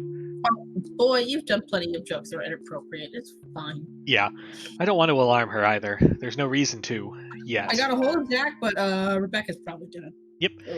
Until Zach gets here, or until I've received an answer from Rebecca, whichever comes first. Oh, I don't know what's gonna come first, but I know what's gonna come. Nevertheless, it's clear she has plenty of questions. It's right there in the subtle creases between her eyebrows and the inquisitive gleam in her eyes. Curious as she is, though, she decides against voicing all of her questions out. Instead, she shifts her attention back to the stove and gestures vaguely with her hand in the couch's direction. Well, if we're going to wait for them, don't stand around there. It's getting distracting. You're just cooking. How am I distracting? I don't know. Something might explode again, maybe. Zach's kitchen ban for you is also in effect here, you know. Now shoo, go. Stop hovering. You'll ruin the food. I'll be done here soon. She leaves no room for an argument by swatting the ladle at me, and just like that, I've been kicked out of the kitchen. Left with nothing else to do, I drift back to her tiny living space and slump down on the couch. What couch? No. Closing my eyes, I allow the noise from the television to guide my thoughts. The ones I've been keeping at bay, freezing them from the cage I built around them so I won't have to think. One by one, they trickle back into my consciousness, each more frightening and unnerving than the other. So many things going on. So many things happening. The papers we've gotten from BRC doesn't provide any comfort either. Nope. Seriously, is there even a point to those after last night? What will asking those people do? Have you seen a ghost? Yeah, cool. Okay, well, fuck. Yeah, lock yourself in a ghost-proof room, bye. If anything, this only proved there might be more copies of that dumb piece of paper. We have one here, but how many exactly is there out there? More importantly, how do we get out of this stupid mess? Ashton! Ghost killing gun, I told you. No. Damn it, I haven't felt this kind of bone-weary exhaustion in years. I don't want to think what might happen next in case I miss something. Shit. Rebecca. Zach. Isabella. They're all depending on me. But mostly Rebecca. Yeah. Ash! The voice snaps me out of my thoughts, abruptly wiping away everything, running a racket inside my head. Suddenly, Isabella's there, crouched in front of me when I crack an eye open. I haven't even noticed the exact moment when I've bent over and buried my head in my hands. Figures why she's staring at me like I've fainted or something. The crease on her eyebrows grows deeper at my lack of response. Although she's merely staring at me without saying a word, her expression says everything. So much for not trying to alarm her with bad news. Sorry, I just spaced out for a moment. Don't mind me. For a brief moment, she seems to accept that. Quietly, she shifts, stands up, and takes the empty space right beside me. All done without a single comment. Then, the next thing I know, she's gently pushing a bowl in my hands. The scent reaches me first, before I've gotten a chance to take in what she has just handed me. A faint, sweet smell of cocoa wafts from the dish. That's goddamn Cocoa Pebbles! Or is that... They need to make a food game. I want a food visual novel. I want to fuck the food. Let me try to fuck the food game. Just give me that. No. Calming, comforting, despite the multitude of things bothering me. It certainly smells like the kind of food you'll eat on a rainy day. Though from the get-go, it doesn't look as appetizing. What is this even? Porridge? Why would you put chocolate in it? And milk drizzled on top? Fucking eat it and then see. No. She tells me my tastes are weird, yet here she is, handing me something equally as strange. In fact, she's already started digging in hers. I'm just not sure if the taste will be equally as appealing. Grow the fuck up and try it. No. Baffled, I glance her way. She offers no immediate answer, simply continues eating as if she hasn't done so in a week, with her focus solely on the television. She's not watching, however, just listening. As a background noise, the voices from it seems too cheerful, a welcome distraction, if anything. It's only after she has finished off half of the bowl does she acknowledge the question in my eyes. With a sigh, she cradles the dish on her lap and looks down at it. Briefly, her lips part, then closes. A hesitation, though I don't push her. There's a distant air on her, as if she has remembered something that warrants a poignant thought. When she speaks at last, it's in a tone too careful, like she's still weighing her words, considering the proper phrasing for it. Yet, sincerity underlies each syllable once they're out in the open. You should eat. Back at home, Mama would never let us leave the house if we hadn't eaten breakfast yet. Even Papa has got an earful when he tried. So eat. You'll need it. Yep, this is gonna be the last time you're gonna be hungry for a while, so fucking go nuts. Yeah, dude, like, trust me, dude. Just eat the fucking bowl. She returns to her food afterwards, while I can only stare at the one she has proffered not a few minutes ago. Warm against my hands, tempting me to take a bite. If you're not gonna eat it, fuck it, and just, like, be done. Not that I don't appreciate this. But what good will this do? Zach and Rebecca's both out there. Who knows what that ghost will show up again? Even in our dreams, we're not safe. But that's it, isn't it? We don't know when, and at present, we have a chance at respite. Maybe the only one we'll have. Even if it's as mundane as sharing food between us, quietly, just eating side by side like this, without exchanging any words. The intent hangs unspoken in the air, something that probably goes as far back as the second she offered food.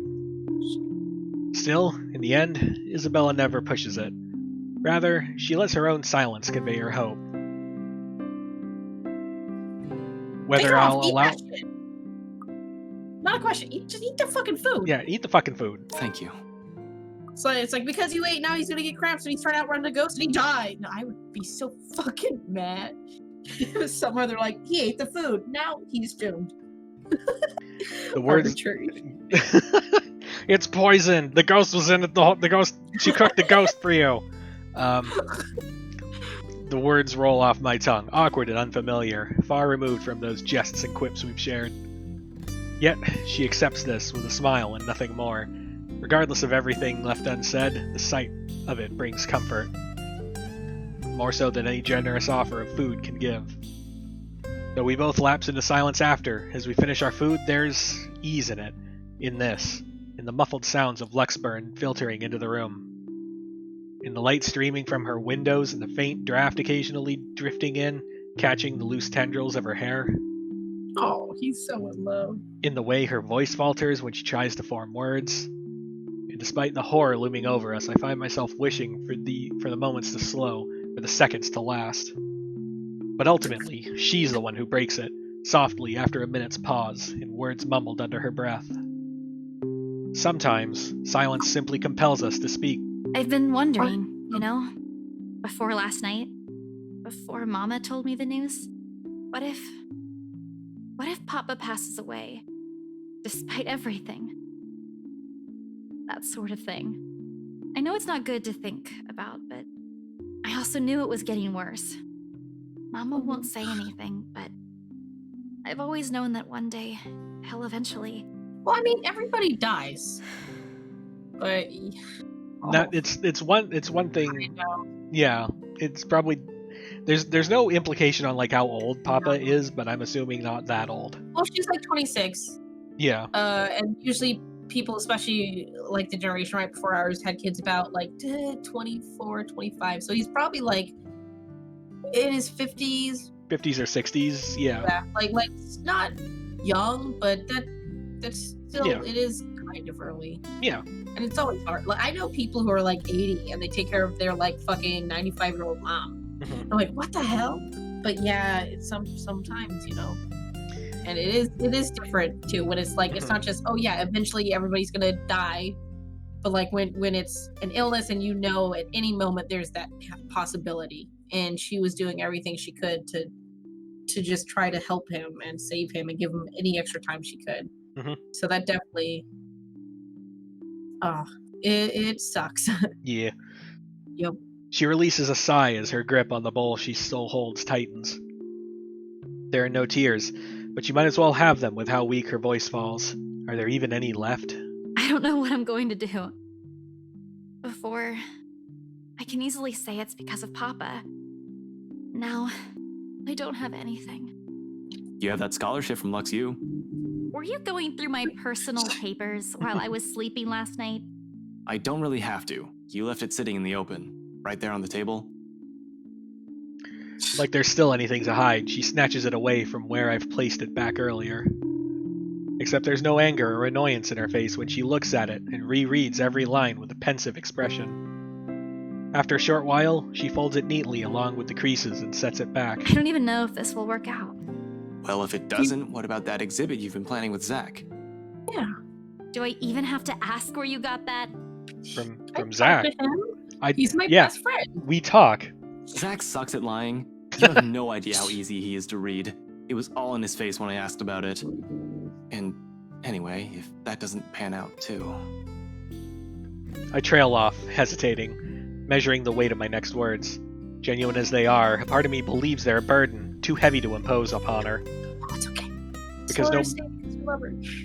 Because no matter how much I want her to stay, we are not what ties her here. It'll be selfish to ask that of her. More than anything, her family will always come first. You can ask. You don't have to say you have to. Just say just if ask. you want to say, like, I'm here. Yeah. I say it, nevertheless, if only to let her know that no matter what her choice will be, there will be people here whose lives her mere presence has changed. Mine most of all. You have us.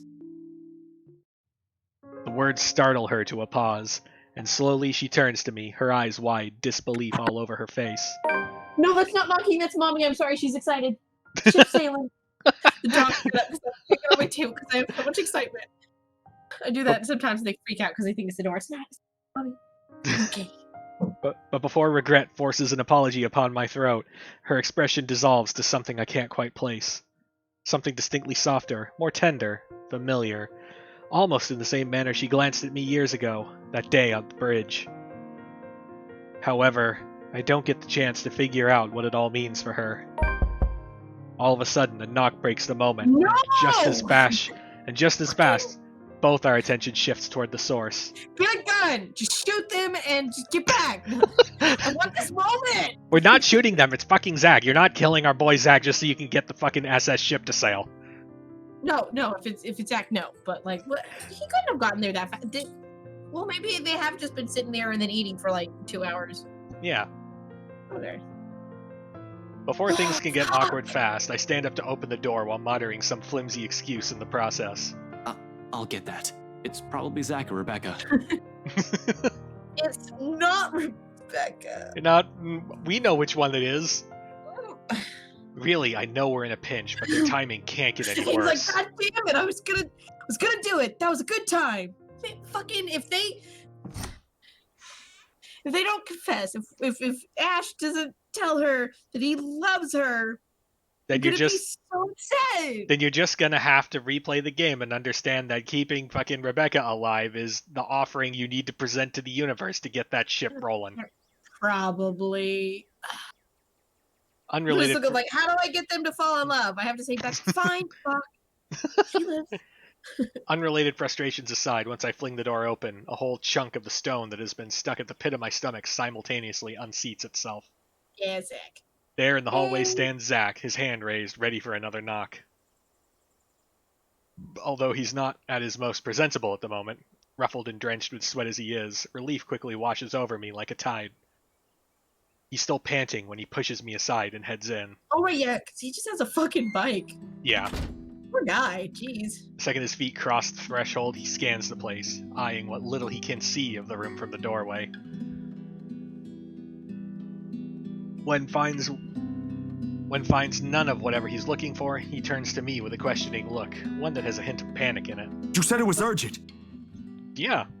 Did anything happen? Is it Becca? Bella? Everyone's fine. No. Well, Becca's not here. She went somewhere this morning and hasn't answered any calls yet. For now. But Isabella's... I'm here, Zach. Morning. We almost died to a ghost in the elevator, but it's okay. Yeah, it's fine. Ash freaked out. It was hilarious. It's fine. We're all gonna die. His weight shifts at the same time the stiff line in his shoulder eases, once Isabella walks up to us and welcomes him with a smile. He relaxes then, returns her greeting in kind, as soon as he is let out of the breath he has been holding and the tension's finally off his body. So, nothing's wrong? Well, Why'd you call me here for that? I mean, a lot of things are wrong. Yes. We saw the ghost. My explanation can wait. He has a lot of explaining to do. No, Ash, come on. The fact that he went to Anselm alone for some godforsaken reason warrants a proper one. Ghosts or not, he's already been given a warning. It frustrates me to no end this might be the plan he mentioned the last time we spoke.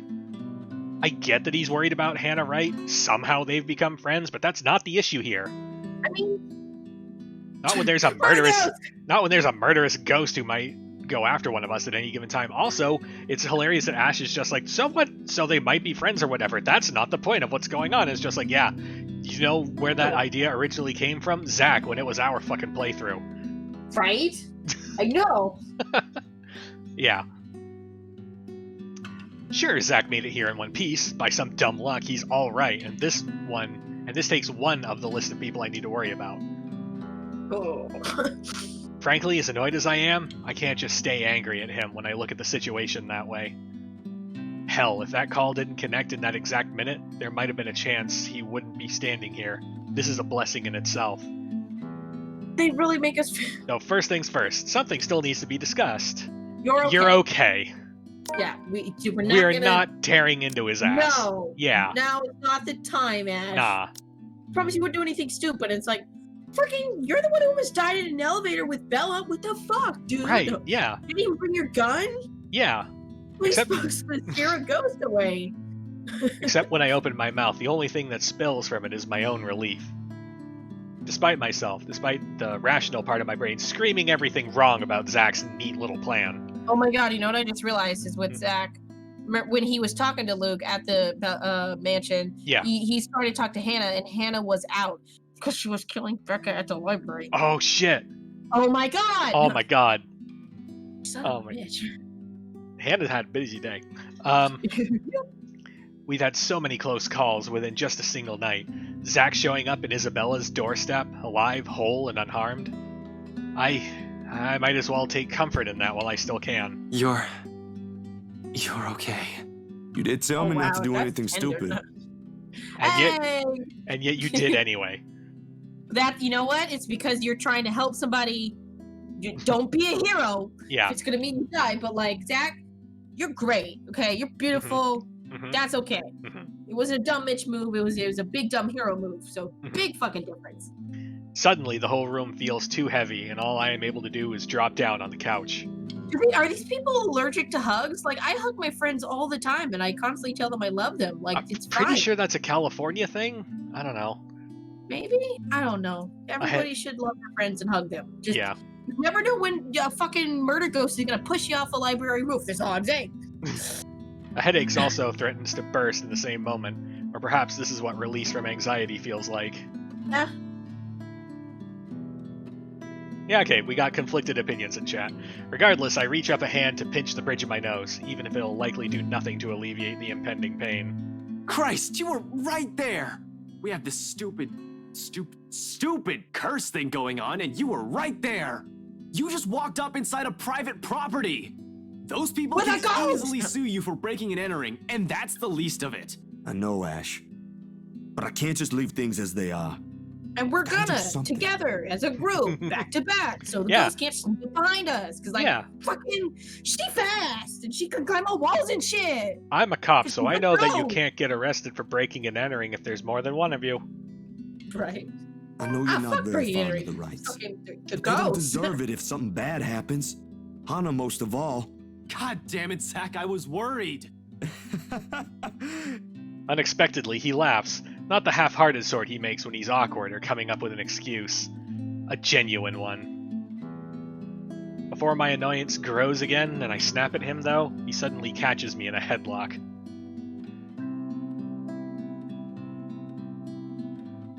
Yes, we all go camp at a church with a bunch of rock salt and cold iron. I don't know if supernatural rules apply, but that would be really convenient because they would.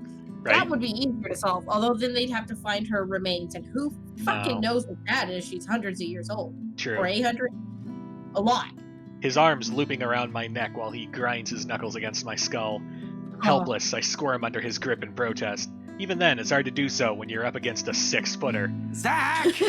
Aw, he's worried. Why didn't you say so? That cool act ain't gonna fool me anymore. Miss Zach. Why was Zach not in more of everybody's fucking chapters, man? He's just the best. I know. He relents soon enough, though only after he's done ample damage in my hair. I hate it when he does that. But for a few moments there, the tense mood finally lightened up, and everything felt like how it used to be before this whole mess began. How often is he giving Ash cookies? Makes appreciating little moments like this easier. Still. Seriously, Zach. Why are you even there? Told you already. I was looking for you. Why would I even go there? Well, you mentioned the plan with Isabella here. I assume that's where you guys went. Since and that's why you don't go letter. Just going places. You gotta sit and wait. I was really at a dead end. It's okay. The logic in it stuns me into silence, to say the least. Then I remember his hesitance, the tone he has taken before agreeing to go there, and all at once my anger from what he's done wanes. Partly, this is my fault for keeping things vague. I can't berate him for assuming that when I've only left him with vague answers. You could have called me. I did. I didn't receive any, and my phone was with me. You're kidding, is this where they're probably gonna figure out that I was at it the whole night with phones? The whole atmosphere in the room changes in 2 heartbeats. Back Ghost again phone! to the tension-riddled one plaguing us. Zach stares at me like I've grown another head, then gradually he shifts his attention to Isabella. The expression in his eyes, questioning, asking for a confirmation, like my word can't be trusted, not that I'm holding it against him. I can't even believe the things coming out of my mouth these past few hours. Meanwhile, Isabella stays quiet. Has been like that for quite some time. She looks like she wants to disappear right now. I mean, she got the call from fucking Rose. It wasn't Rose. Yeah. So I'm sure she's just like, oh my god. Yeah. Guilt, frustration, anger, fear, all flashes fleetingly across her face before it melts away under an expression of worry. Please tell me he's joking. You were there? No, we really didn't get any. Everything was quiet last night. But Zach, at BRC, Ashton and I saw... She never gets to finish that. Sup, I'm Ash from the Abruptly, Oh, no. my phone rings again, blaring its No. badly sang ringtone throughout the whole room. Both of them pauses, waiting, when I pull it up to check the caller ID. It's Becca. Oh no! I'll Wow, tell her this to is get not here the as soon as she can. ringtone for this. Excuse me. I'll tell her to get here as soon as you can. Excuse me. Without another word, I slip out of the room and answer the call. However, the tone she assumes isn't what I'm hoping to hear. Oh. Becca? Hey, did I wake you up? It's like fucking 3. I mean, Ragged, a bit out of breath, there's a tinge of urgency in it. Listening to her from my side of the line makes it seem like she has just run a marathon prior to this call. No, I left you a voicemail, so I thought, where are you? Ash, do you remember that one time? The question catches me off, to say the least. Where's she going with this? The what? Back in yeah, it's like, what do you mean secondary. one time? We Fucking, joined I've a known you for contest 10 back years. then. Oh didn't no. we? We had to dress you up as a girl and... No. In mine, I chose that his name was going to be Ashette instead of Ashley. And I'm like, yeah. What? You looked really pretty. I think I still have that picture somewhere. He still looks really pretty. You could just slap some lipstick on him. Boom. You'd win that Burn it. contest. We're Good not talking about that again. You promised. It did happen. Not a memory I'm fond of, to be honest. Still, her laughter escapes me. No matter how embarrassing it is, that moment is one of the few I can remember clearly in my head. I never did found where she keep those photographs. Seriously, what brought this on? Nothing. Just... It's Murder just ghost the about to first push me thing off the I roof. It's okay. remembered. You're being weird today, Becca. Whatever. Oh, Listen, I need you to go home right away. I'm at Salem Well right now and... Thanks, Ash. What? Suddenly, her voice hitches, almost as if she's in tears, and it sends every alarm bell ringing in my head. For better or for worse, something more than wrong is happening on her end of the line. boys. Regardless, I give her the focus she asks of me. I don't want to think that she is nearly pleading for me to listen. I'd like to imagine that it isn't horror and a deep underlying resignation that I hear in her voice. I'm transfixed. Hold on, did I do something? For everything. Rebecca, what? I'm Oh, so no. glad to have known you. Wait, what are you... Whatever her words mean or feelings they carry ceases to matter in this instant. They're all inconsequential when someone, Rebecca's life, might be in danger. This whole thing it's isn't not just a might. wrong. What? It's not a might. She is in danger. Wherever she is, something's fucked up is going on, and I'm going to listen to it right now, helpless. God damn it, Rebecca, where are you? A laughter, and then the line drops dead. Becca? Rebecca! Dread turns into terror, and the sudden commotion from Isabella's room comes rushing in all at once. Zach's worried whispers, Isabella's anxious pleas, and the television broadcasting some news about a jumper all over the city. No, oh no. There's a split second where I'm torn between trying to figure out where Becca is and finding out what happened to inspire such chaos all of a sudden. Then Isabella's horrified scream tears above everything, and nothing else matters. Spurred on by a cold gut feeling, I rush back inside, only to bump into Isabella. The impact causes her to stumble back. It takes a whole 2 breaths for her to steady herself. Shaking, she braces both her hands against my arms, gripping my jacket tightly as if it's the only thing keeping her from breaking. Though even then, there's weakness to her movements, her breathing labored. Any minute, it seems like her knees will suddenly buckle if I don't keep a firm hand on her shoulders. I think you're both buckling I think you're... like 2 seconds. Alright, Zach, we need you, bro. Yet it all shatters when she glances up at me. Tears stream down her cheeks, panicked, desperate, her voice brimming with anguish when she speaks. Ash, we need to get out of here. We can still save her. No, honey, what? Save who? Despite the question, a cold and cruel voice whispers in my head. You're too late. I want to believe it isn't. I hope and wish it isn't who I think it is. Because I don't want it to be someone who has been so... Because I don't want to be someone who has been so useless in that exact moment, paralyzed by dread when I heard her speak. What were you to do? Run to the library in like 2 seconds to stop her? Like, I knew something was off, god damn it. I don't want to think it might have been her final words I'm listening to. But the horrifying possibility that what I dread is real drowns out everything else, especially with the next words that tumbles out of Isabella's lips. Ash! Rebecca's! We have to help her! We can't just let her die like that! Without warning, her knees buckle. Stunned, I've no choice but to go with her. She slumps weakly on the floor, her face sinking into my shoulder as furious tears flow from her eyes. At the sound of her sobs alone, everything around us fades. Every sound, every movement becomes nothing but noise. Even Zach's somber expression doesn't completely register until I glance up at him, with a heap of questions in my eyes. Zach, what does she... Ash. He merely looks away, not to avoid my gaze, but to lead it somewhere, towards the television still blasting the same news from earlier. A live broadcast. The second my eyes land on the screen, understanding dawns on me. I'm useless. Becca. I'll recognize her anywhere. I can make her out. I can make out her form even from the way the station has blurred out her image on the TV. Yeah, like she's dead. And for once, that isn't a welcome fact. Too clear, too vivid. Her broken body lies on the sidewalk in just one big bloody mess. Her hair fans out and stands out in stark contrast to the pavement, slick with blood and redder than it's ever been. They're not supposed to show that kind of shit on the news. They do in England land. That's fair. The right side of her head has caved in from the impact, and her right arm is twisted and mangled. And there are those words again around her. Help me, just like the letter. What? Medical You've personnel gotta be are on their fucking way. kidding me. Officers have resumed securing the immediate area for investigation and cleanup. Gone. Others have been dispatched for crowd control.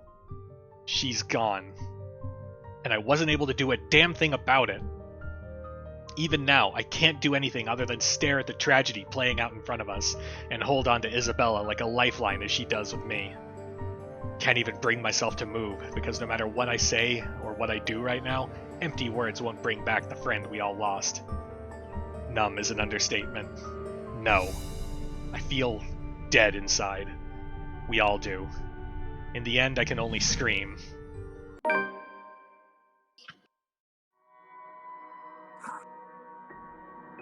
Death notification is a task I avoid like a plague.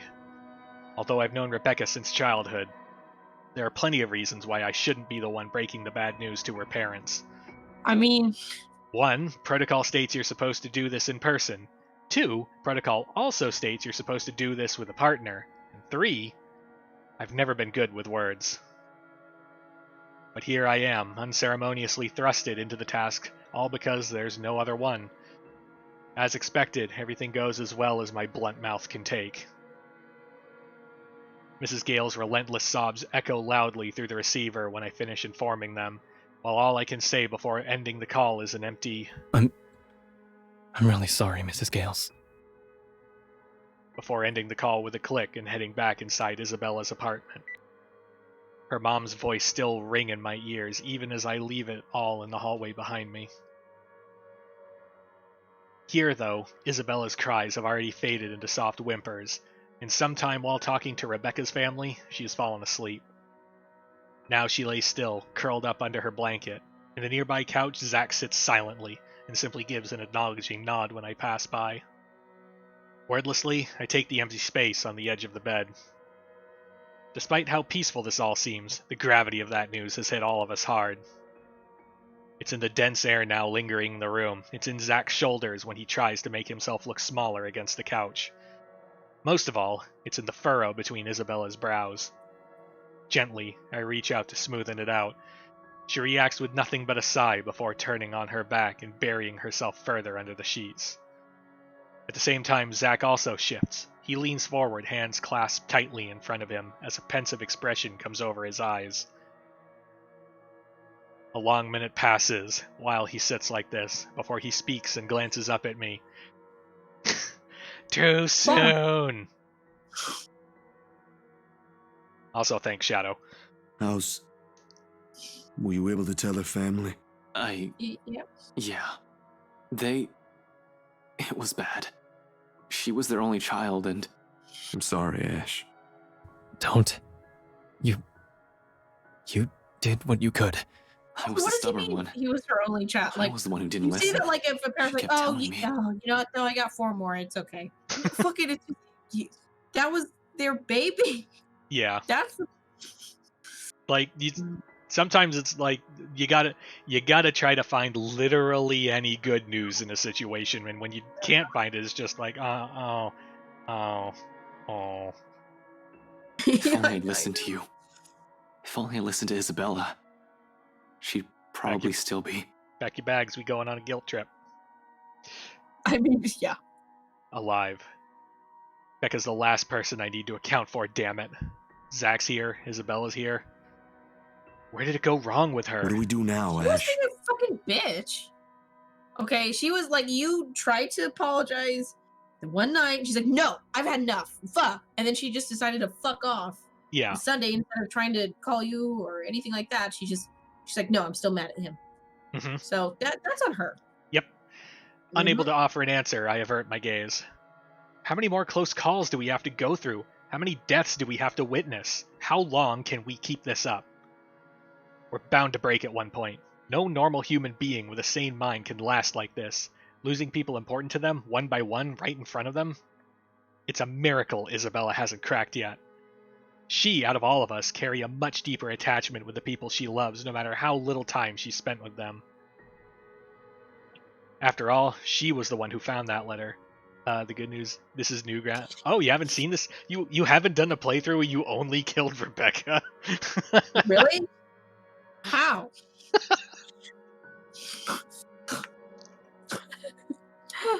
I've expected her to have caved in by now, yet her voice, surprisingly calm and composed in the face of this, is what suddenly cuts through the thick air.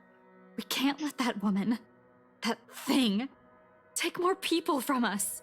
I'm not going to lose both of you to her. Mm-hmm. Her bed creaks, dips, when she pushes herself off it and takes the empty seat next to Zack. Quietly, she begins gathering every piece of paper from BRC and starts laying them out on the table. Once done, she glances briefly at both of us, a sharp, determined one, then gets straight down to business without another pause. With what happened, we have no choice but to follow her lead. Although there's some tense fumbling for words at first, the whole conversation gains steam once we found last night at BRC has been put on the table. All at once, everything we've brushed off, carelessly ignored, and rudely dismissed had been laid out for close scrutiny.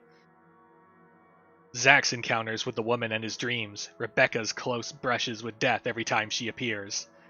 The dread, the fear, the terror she brings out, even in the bravest of us. Everything. Because no matter how bleak this all seems, there must still be a way out of this. There has to be. Logic be damned. Killed Becca plenty of times, but there's otherwise... Okay, that makes sense. Or at least, that's what Isabella and I would like to believe. Yet even as the cold morning light shifts to the warm hues of late afternoon, and eventually night, none of this still makes a fucking damn sense. Darkness has fallen, but we're still nowhere near figuring things out. If anything, we're more at a loss than we've ever been before we even started this. The next thing I know, frustration rears its ugly head, and the sheets of paper I've been holding smacks the table harder than I've intended. The sound of it echoes loudly in the small room, and everyone simply falls silent. Along with it is a release of another long-held breath. Perhaps the 100th since this morning. We aren't getting anywhere at this rate. Don't just drop it. There must be something in this we aren't seeing yet. Ash, please. Rebecca wouldn't want us to give up on this. No, it's not that we're giving up, it's that we're going to stop staring at paperwork. Yeah, like this isn't really giving us anything that's gonna help. Yeah, we're looking to find answers on a supernatural thing, and we're looking at goddamn property deeds. Like, yeah. It's an odd thing to hear from her. The very words I've been telling myself every time I find myself facing a dead end. We can use a little of the optimism right now, I guess. Isabella's right on the other point as well. Rebecca would definitely give me an earful if she were still here. She had a knack for being brutally honest with her opinions. That's what she did. We had often clashed at times, yet I still respected her for it. Her opinion was as valuable as every other person I've let into my life. I can't lose another person like that. I know, but what are we supposed to be looking at here in the first place? Well, we already looked through those files. You're the one that picked it out last night, right?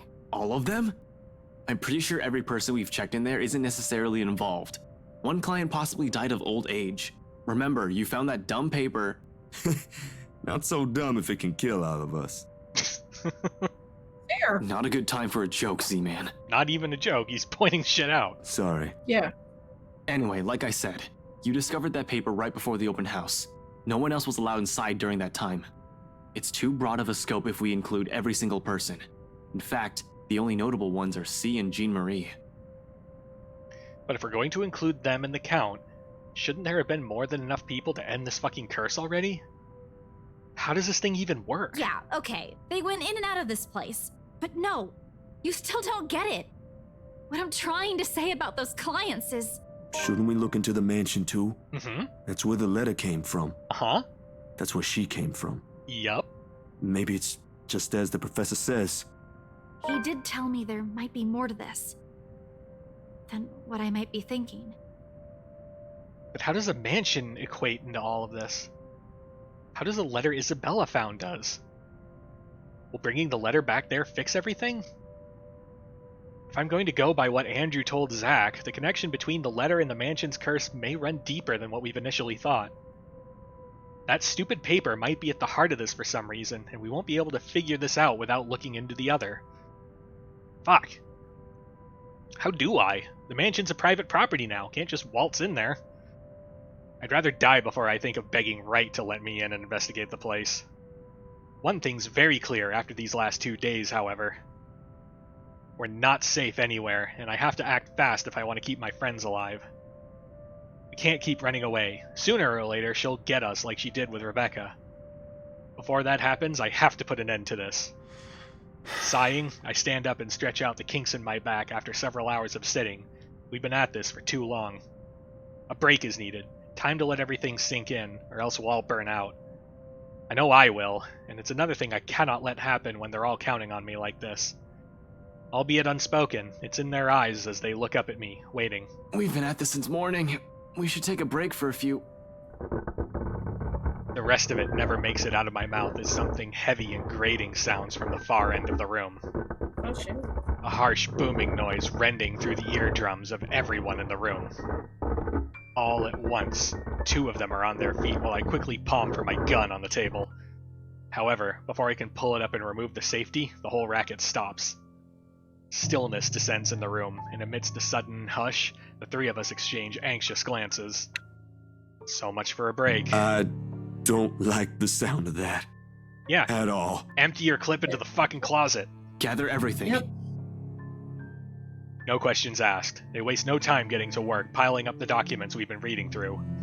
Even Isabella is unusually silent as she gathers everything in her arms, her own movements sharp and precise, a deep furrow in her brow.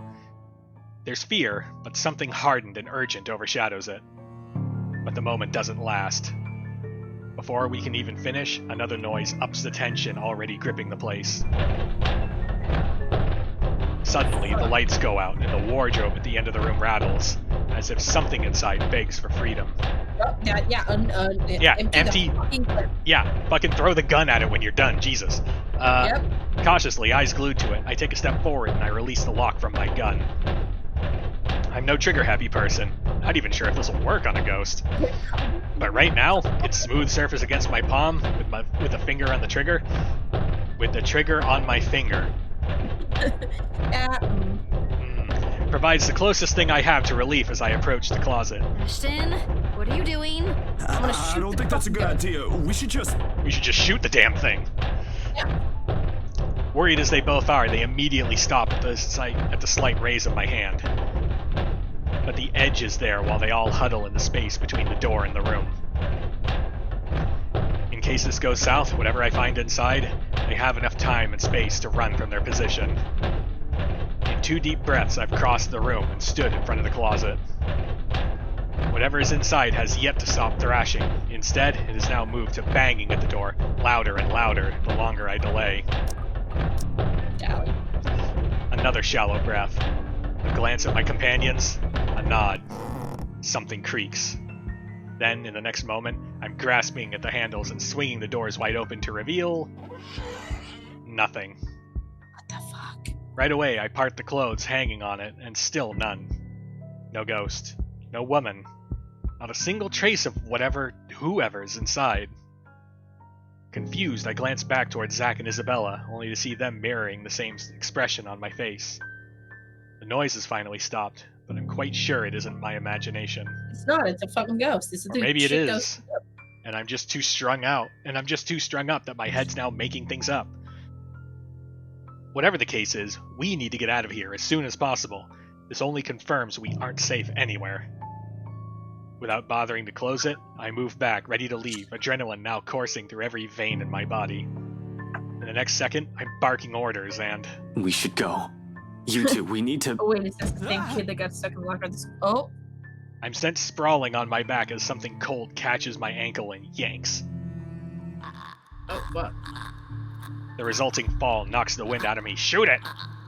Yeah, fucking... Pain racks my whole spine and the back of my head as it collides against the floor, with force enough to dislodge my own brain from my skull. He's dead, no. A moment lasts before the stars fade from my vision, and then I sense it. Cold tendrils twisting around my ankles, the smell of vile rot assaulting my nose. Nauseating, sickening, a foul smell draining every feeling in my body. The moment her horrid laughter, still as unpleasant and vicious as the last time I heard it, reaches my ears, my eyes snap open. Perhaps it's just an experience. Or maybe my mind's still attempting to comprehend this. Regardless, the minute my eyes land on her, the whole of my body freezes and the gun in my hand turns useless as my grip on it slackens. It's in the manner her gaze bores on me, I'll say. A look of utter hatred and malice. I've seen it loads of times. From suspects, mostly murderers, who never regretted their actions despite being caught, this is the face of someone you can no longer reason with. And I know, the moment she laughs again and starts dragging me towards her, it's already going to be the... Ashton! Snap out of it! Kick. No. I can't die here. Not yet. The haze fades from my mind and instinct kicks in, then and there. Everyone out! Get out! Get out of here! With one powerful tug, I yank my foot out of her grip and scramble back to my feet, ignoring the piercing wails she fills the room with. I would love if they like run out of the room and the neighbor's like, "Would you guys find?" The ghost like comes out, he's like, "Ah, fuck!" And they're like, "Yeah, see, shut the fuck up."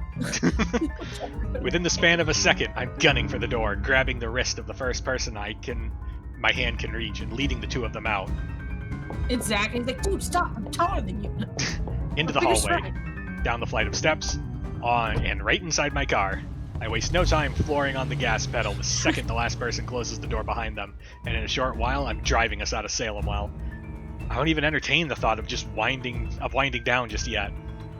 Even as the last of the woman's painful cries fade into the night. Fuck. Holy shit. Okay. We're just sleeping at the park now. No. Apparently. Down for off the Monday. Although it doesn't last for more than an hour, dark clouds lift just after the sun peaks over the horizon. Brief as it is, the rain has significantly dampened the park's usual cheery vibe. No, that's fine. Mornings like this often mark the start of another bad week. An arrest gone wrong, another investigation leading to a dead end, or some truly fucked up shit being called in. Like that one time I was dispatched to a scene where a guy gouged his own eyeball out and almost ate it. The fuck? I was a few chews away from swallowing it, in fact. I lost my dinner that day. Fun times. Of course, I doubt anything can top getting cursed by a damn chain letter of all fucking things. This is the sort of stupid thing people pass along as a prank through emails and text messages, for fuck's sake. Oh good, I'm glad we've landed back on prank again. No, he's just like, this is what that's supposed to be. He's not supposed to, ghost chasing after you just puts icing on that cake. So far, all we've done is run, snoop about, read stuff, and run again. Frustrates me to no end how we're still no closer to an answer. Even my car reflects the state my mind is in. Big heap of shit. No. Photocopies of documents litter every available surface. Scattered all over the place, spilling from the passenger side into the back seat, making an entire mess of what little space there is. Not that I'm any better. My last shower was 24 hours ago. I haven't slept at all. My last meal was that chocolate porridge thing Isabella offered. The way I am now, I'll definitely get a scolding. If Becca were here, she'd give me an earful and tell me to take care of myself better. Say that I'm killing myself on the job. I can already hear Isabella complaining how dark the bags under my eyes are getting and about how I reek and how I need a shower pronto. I can rest easy when this is all over. It's not that I can't feel the pang of hunger. With that woman chasing after you, it's difficult not to feel anything other than horror. The rush of adrenaline coursing through my veins and my desperation to survive. In fact, I can still sense that ghost of her touch from last night. Her bony digits wound tightly around my ankle and that horrid smell she has on her as she pulls me closer.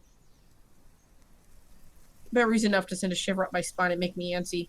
Perhaps the only thing comforting about this is the sight of my gun nearby. Here's the gun! In case you didn't know what a gun looks like. From my dashboard, oh my god, he named his gun. From my dashboard, sunlight glints off Ophelia's surface. Normally I keep it hidden in a compartment. Luxmore police regulation only allows authorized people to carry firearms, even those are limited. I do have that authorization, but I never really saw the need for its use, so the standard issue tasers are more than good enough to incapacitate one. If not, I can always throw them on their back. Those judo lessons Dad forced me to get as a kid has its uses too. On a ghost, though, all of those will probably yield the same result. They're all useless. Might as well use a stick. However, it's the feeling of ease I'm after, or what little of it I can gather from it. The awareness that I, at least, have something to protect myself with in case things go wrong. That I can still protect the people who are still depending on me despite the missteps I've taken. Doesn't take the edge off, though. Feeling that your whole body has been strained far beyond its capacity. Frankly, I'm already running out of steam. The only thing pushing me right now is knowing someone's still depending on me. A stretch is still in order, though. I've been sitting in here since last night. Soon I step out from my car, closing it behind me with a thud as I take in my surroundings. The rain did wonders. The morning air feels crisper and cooler than it has ever been in days. For once, the weather seems to be taking a turn for the normal. Looks more normal. In the distance, beyond the buildings lining the horizon, dark clouds are blowing in. A storm might be due this evening, give or take. Oh, good. Cool. Shame for the people looking forward to Halloween tonight. Oh my god, I forgot that, it's actually Halloween. It's October. Jesus. Yeah, just imagine how crazy this ghost is gonna get on fucking Ghost Day. Yup. I'm just not sure whether this is something I can look forward to as well. Probably not. Still, I bask in the change it brings. Inhale. Exhale. Breathing in, taking in the peace as if it'll be my last. Because it fucking might. But as with all good things, the quiet shortly comes to an end. Not necessarily a bad end. Chatter reaches my ears first, halting my movements. Sure enough, when I glance up, I find them, Zach and Isabel, just as they've entered the park grounds, bags of convenience store food in hand. After last night's flight from Salem, well, we've elected to stay the night here, unsure if our homes will still be safe. Normally, we'd all be adverse to the idea of spending the night outside like this, but panic and distress has tainted that decision. It's not like any of us has gotten an ounce of sleep anyway. On the off chance one of us did, it only lasted but a second, or it's a fitful one. But just looking at them right now from afar, it's easy to mistake them for just friends on a day out. Isabella's gesturing wildly with her arms as she talks. Something funny or amusing, probably, because it's soon followed by Zach's booming laughter. The voices fill the atmosphere with light air, temporarily easing off the disheartening mood. It's easy to pretend we're not knee-deep in a life-and-death situation, the way they're acting now. Easy to forget we've lost someone. If anything, it's only their appearance that betrays that mask. Slightly disheveled, bags under their eyes, an exhausted curve in their shoulders, and dragging footsteps. But the closer they get, the more obvious these signs are to the naked eye. Zach tosses an energy drink my way the moment the distance allows it. Isabella hands me the other bag she's holding before seating herself on the edge of the fountain. The scent of warm food immediately wafts from the bag when I open it, carried further by a passing breeze. Even the fucking convenience store food looks like... Right? Look at that shit. I would eat that. That looks yummy. Mm-hmm. What does that say? Energy sheep? Energy sheep. Instead of Red Bull is my guess. Oh. Yep. Okay, we got there. Scent of warm... Next What? one. Oh. Despite myself, without even checking exactly what this is, hunger swiftly takes over every rational thought. I dig in without waiting for them to start. Both of them appear to be of the same mind, too. Soon enough, they also start with theirs. No casual talk while we fill our empty stomachs. Exhausted as we are, food is something we can't forgo. Starvation dulls the thinking, weakens the body. If we are to survive this, we're going to have to take care of ourselves first. That's important. Murder ghosts or not. Yeah, murder ghost or not, eat your fucking delicious, like, Yep. faux bento box thing we got going on Yeah. over here. I know that's what Rebecca would do. In a matter of minutes, we're done and dumping the empty cartons into a nearby waste bin. Along with it is a shift in the mood. Back to Dismal. It's all over the in-game merchandise. Nice. Back to the problem at hand. There's a fucking murder ghost. Comfortable atmosphere from minutes ago was nice while it lasted. Admittedly, I've missed these kinds of moments between us. We never had the chance. Always busy on some project or work. Things we've taken for granted, now we're realizing how valuable they are. With one of us gone. World has an awful sense of humor. While the one we've just had is short-lived, it's another thing to want to look forward to. Or I want to look forward to if we ever free ourselves from this damn curse. I'd like to believe there's a way. For now, we have to focus on the present. This. Dead people. Letter. Curse. It's not simple to bring these up, but necessary. What now? Where do we go from here? To the mansion. It's not a question directed at anyone in particular, but they all look to me as if my face has all the answers in the world. I used to think so, back when I was at the top of my game and I'm still sure of everything. Now there's just uncertainty sullying whatever decision I come up with. At some point, logic has simply stopped working here and we've started grasping at straws.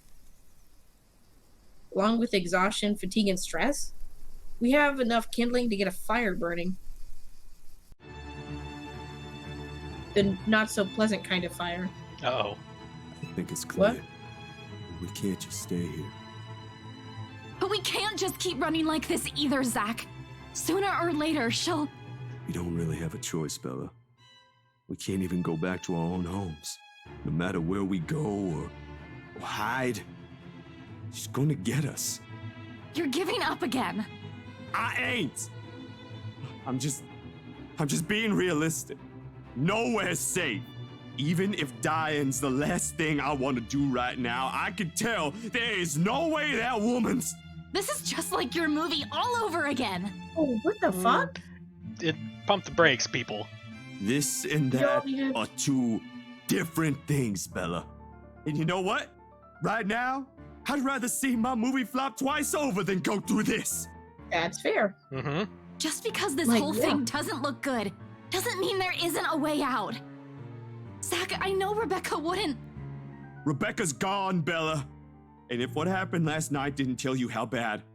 I know that! You don't have to keep reminding me. Do you really think I don't blame myself for everything? Nobody's telling you to think that way!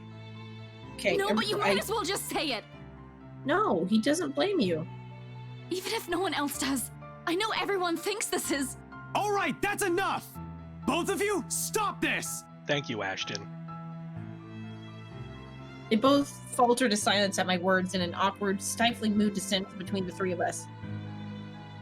I do not mean to shout, to snap at them, to add to that kindling, not in a moment when anytime, anywhere she might get one of us. We're all in the same boat, yet here we are, playing the blame game. Little by little, we're falling apart, caving into the pressure to the bleak situation we're trapped in. Did that ghost mean for this to happen? To divide each of us so she can pick us off one by one right after? Who knows? That? Yeah. Does that have legs? What? Let's Just what have legs? What do you mean? the idea that the ghost wants to just like separate people to make it easier to kill them. I mean, it would make sense. But is there that level of intelligence going on here, or is it just like LOL stab? I know, I feel like kind of... Well, she fucked with fucking Marianne to the point where she was able to trick her into going down to a wine cellar and then able to take her to a murder dungeon. That's Marianne true. is a pretty intelligent woman. Yeah. She knew what to, who to show her, what to say. So, Right. like, the ghost knows things. It innocently. Now, Okay. granted, we push for this result, but canonically speaking, like, the one person of the playable characters so far that the ghost has killed has been the one that actively, constantly drives everyone away from her. Yeah. It makes sense, though. Granted, Look, we did that and not her, but, like, still. It's like, look, when it was Isabella and Ash, they got away. Yeah. When just a little while ago in the apartment, Ash was possibly going to die because he froze, but then Isabella's like, fucking snap out of it. And he's like, yeah, run. Yep. It's easier to pick a target who's alone. It's smart. Mm-hmm. Yeah, you make them paranoid, you make them scared, you make them stressed, you make them lash out, and then they're vulnerable. Anything's possible now if her kind can exist. The fire burning between us, rising as high as it does now, I'm afraid, deathly afraid. The possibility might come sooner than I can figure all of this out. Fuck, I still can't think straight. Zach's just so cute. No. I can't even believe the next words coming out of my own mouth. Out of everyone, I have to be the one saying these to them. This is more their forte than mine, keeping the peace, placating everyone, while I unintentionally aggravate people with badly chosen words. Funny how fast the tables have been turned after this one unfortunate incident. How am I even supposed to cope? If we all want to get out of this mess in one piece, we're gonna have to cool our heads first. Before my own temper flares, I walk away and slide back into my car. If the door slams with more force than needed, I'd like to blame it on the pent-up anger boiling in me. I'm not even sure what or who I'm angry at. The ghost, at them, or maybe myself for being this useless? Because despite none of them saying it, I know, goddammit. They're still counting on me. In spite of all my failures or every harsh word I've uttered or how unbearable I can be as a friend. It's there when the tension after the argument finally breaks, and one by one they follow me and get in the car. A lot of exposition to read through anyway. Oh, That's fair. it's important, and it really It does is. help the world building and Yeah. make us care, because in horror games or stuff where you just see a person and then they die, Yeah. even if like they've been a big part necessarily, like you need to have a reason to care. Yeah. And this game does a really good job at like building these characters and relationships to matter. It's just a shame that Becca was such a bitch. So it's in concerned glances they shoot my way when I start the engine without a word and drive off. Wait. It's in their silence, a heavy gift, their unwavering trust. Yet it's the one I'm more than willing to carry, even through my own exhaustion, if only to keep them safe. In the city of 68,000 strangers, they're the only ones I have left. Though in all seriousness, a good rest is still our best bet for now. Thinking with an exhausted brain is almost as good as running around in circles. We might as well just throw ourselves at that ghost and be done with this. Local Irish pub may not be the best place to hang around when one hasn't slept a wink or you're stressed. More often than not, it's loud. Sometimes the music played by drunkards grates the ears and the whole place smells like piss on a bad day. All in all, it's the very definition of the last place I'll hang around after a wakeful night, but it's safe. Or as safe as it can be with G security watching the place. Makes it easy to find help in case you find yourself in a tight spot. Are we just gonna hire guards? Right. The place being owned by a person I've implicitly placed my trust on provides some semblance of comfort, too. Whether bartender G or just G to his regular patrons might be rough around the edges. Sometimes a bit too gruff for a man serving drinks behind the counter, but he belongs to the good folk of this city. If there's anyone in this place I can rely on to look after people important to me, it's probably him. He means well, surprisingly, despite his surly demeanor. Cares to some extent for people he likely only sees once or twice a week or on a bad day. Not the best job in the world, in my opinion, but that's exactly it, isn't it? In wine, there is truth. Alcohol, in this case. Loosens the tongue, forces one to let his or her guard down. Whatever inhibitions anyone has, it all flies straight out the window after a few glasses. It has made him observe it, too. Always has one or two things to say about someone or something. Most of the time it's me. Opinionated ass. God knows how many times I've asked for his help when I met with a dead end in a case where I'm in trouble. This time's no different. As expected, the moment we show up, he's kind enough to offer us room at the back of his shop. A single look at my face, I don't even need to say anything, and the next thing we know, he's leading us in. No questions asked. Maybe it's also for this reason why I find myself drifting towards his station hours later for having gotten that much-needed shut-eye. Newly washed drinking glasses and tumblers line the counter surface when I enter the room. Behind the bar, G's busy wiping each of them clean, likely prepping for tonight's use. Because you're not a bartender if you're not wiping down a glass at least in one scene. Yeah, it's yep. Like required by law. Yeah, no, you gotta clean those glasses, and it has to be with a rag while people can see you. Yeah, don't use a dishwasher. No. Man, that is really gross. I mean, I guess alcohol helps sterilize stuff, but like, ew. Briefly, he glances up at me once I claim one of the empty stools and I grab a rocks glass sitting close to my elbow. Turning it absentmindedly into my palm just to keep my hands occupied while my brain's busy, still trying to make sense of everything. Even at a dead hour, I've only a few patrons milling about. This place still smells strongly of liquor. Honestly, I've never grown fond of it. Regardless of how many times I've made a trip or sat here in the same spot just talking with the old man.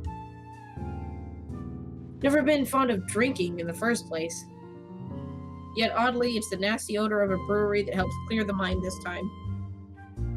Along with the lack of the establishment's usual hubbub and the occasional clinking of glasses. Even more bizarre is that, though my lack of words, G doesn't say anything. Although it's clear from the way his mouth is curved up in a tight frown that he has questions, a buckload of it, he wisely keeps it shut. Instead, he simply focuses back on his work. Rinse, wipe, stash away, repeat. going through the motions with such familiarity it's almost a trance, as if that's the only thing we know bartenders do for sure. As if that's literally the only thing his character exists for, is to just wipe glasses. Right. Watching his precise movements quietly like this, with these thoughts swimming inside my head, ceased to lose track of everything around me. One solid lead on this, one possible way to sort this out, but will it work? Especially if my assumption's correct and the reason Zach was there yesterday morning was because of the curse. Something must have happened there for him to see the need to visit the place that morning. What if the couple has fallen victim to the curse too? At least one of them has. It doesn't fall outside the realm of... That's why Becca's dead. The realm of possibility. I've been so biased, not even thinking that they might be in danger as well. But during the open house with Isabella, they might have seen the letter and... Fuck. Stupid, stupid, stupid. Some fucking detective I am. Yeah, well, don't beat yourself up. It was a ghost thing. Yeah, like, how were you supposed to actually be like, alright, who have you shown this letter? Because clearly it's a threat. That's like the moment when Cooper saw it. Actually, she didn't. No, when ours, she just folds it. Yeah. The logic holds, I need to hurry there right away. And if there are answers anywhere, it would be there. It should be there, where all this fucking mess started. It's not only my life on the line here, there are others. What happened to us, I won't wish on anyone else, no matter how much I loathe them. Or how complicated all of this has suddenly become. The letter. The woman. The mansion. And now there are the voices lacing venom inside every crevice in my head. Murmurs that jeer, scoff, and deride whenever an opportunity presents itself. It's because you didn't listen. Oh, what the fuck? It's all your fault. Why won't you believe me? A reminder of what I failed to do, of who I failed. At some point, they all begin to blur together, twinning and coiling. Every horrid image and memory of her seeking the forefront of my mind. No matter how much I refuse to remember the fear I felt then, push it as far back as I can, the visions come to me like a deluge. And before I know it, before I can drown, another voice pulls me out of it. You doing good there, boy? No, chief voice actor. No, chief / bartender. Right? His hand is on my shoulders, gripping it tightly and giving me a light shake. There's a relief in his face when I finally look up at him, although his frown appears more distinct than the concern in his eyes. Deeper now, marred with worry and agitation. Maybe they purposely were doing the, like, he looks so much like the chief, but it's the same voice actor and, like, the same shitty accent. So then it's like, oh, I have a twin. I don't think so. I think they just went for, like, fucking... They were just like, we just need bit voice actor roles, and then for whatever reason, probably, they had to but, replace someone last minute. Yeah, I know. I think it's kind of funny. Yeah. Because he looks so much like him, too. Like, the mustache, the color of the hair, the kind of hair. Yeah, but, like, all of the vaguely adult civilian figures look the same. That's kind of fair. It really does. Yeah. I'm getting comfy now. I had all my food. He does let go when I offer a small nod, but the furrow between his eyebrows never leaves his face. Yeah, I took advantage of you reading to finish my breakfast from earlier, so... No worries. That's the best thing about this. Yeah. He always has a knack for reading people, after all. Even someone who can be as closed off or distant like me. In all the time I've spent in the force, there's only one other person who's as keen as this old guy, the chief. No, it's gotta be intentional. Come on. It's gotta be an inside joke at this point. Yeah. They were probably doing the art, and they're like, that looks a lot like the guy. And they're like, yeah, fuck it, we're going with it then. Yeah. Yeah. Pointed it out to him so many times before how much they... Yeah, see, it has to be. Oh my god. Only for the observation, he brushed off with a vehement tone. Never brought it up again after the third time, out of respect for the guy. Whatever it is, it's clear it's something he doesn't want to talk about. Definitely. Why push, right? However, during times like this, it's impossible for the thought not to come up. He even has the glare down pat. Okay, it's definitely like, yeah, we know, and it's funny. Just go with it. Yeah. Under wordless scrutiny, I feel like a goddamn rookie again. You're looking a bit green. Sure you got plenty of rest back there? You were only out for an hour or two. Wouldn't hurt to try and get some sleep. I'll keep an eye out. No need. Don't worry about me. I won't be able to get some sleep anyway. Not with her face still a clear picture in my head, no. I heard that from you before. Not buying it. What's the story this time? That voice doesn't get to do a tut-tut. No. No. Just that was fucking weird. This as bad as that case with the guy who ate his own eyeball. Worse somehow. I wish it were. Jesus, stop reminding me. I hated that case. If I didn't know any better, I'd say you get a kick out of telling people about it. It's useful, you know, for blokes who don't know their limits. Sends them right out the door after I start with a description. Or was it the part when the poor schmuck gouged his eyes out? Nasty, awful, icky stuff, and it gets the job done. Like I said, useful. Don't even need to call security these days if I want to kick someone out. Anyway, pretty sure that pales in comparison to whatever this is now.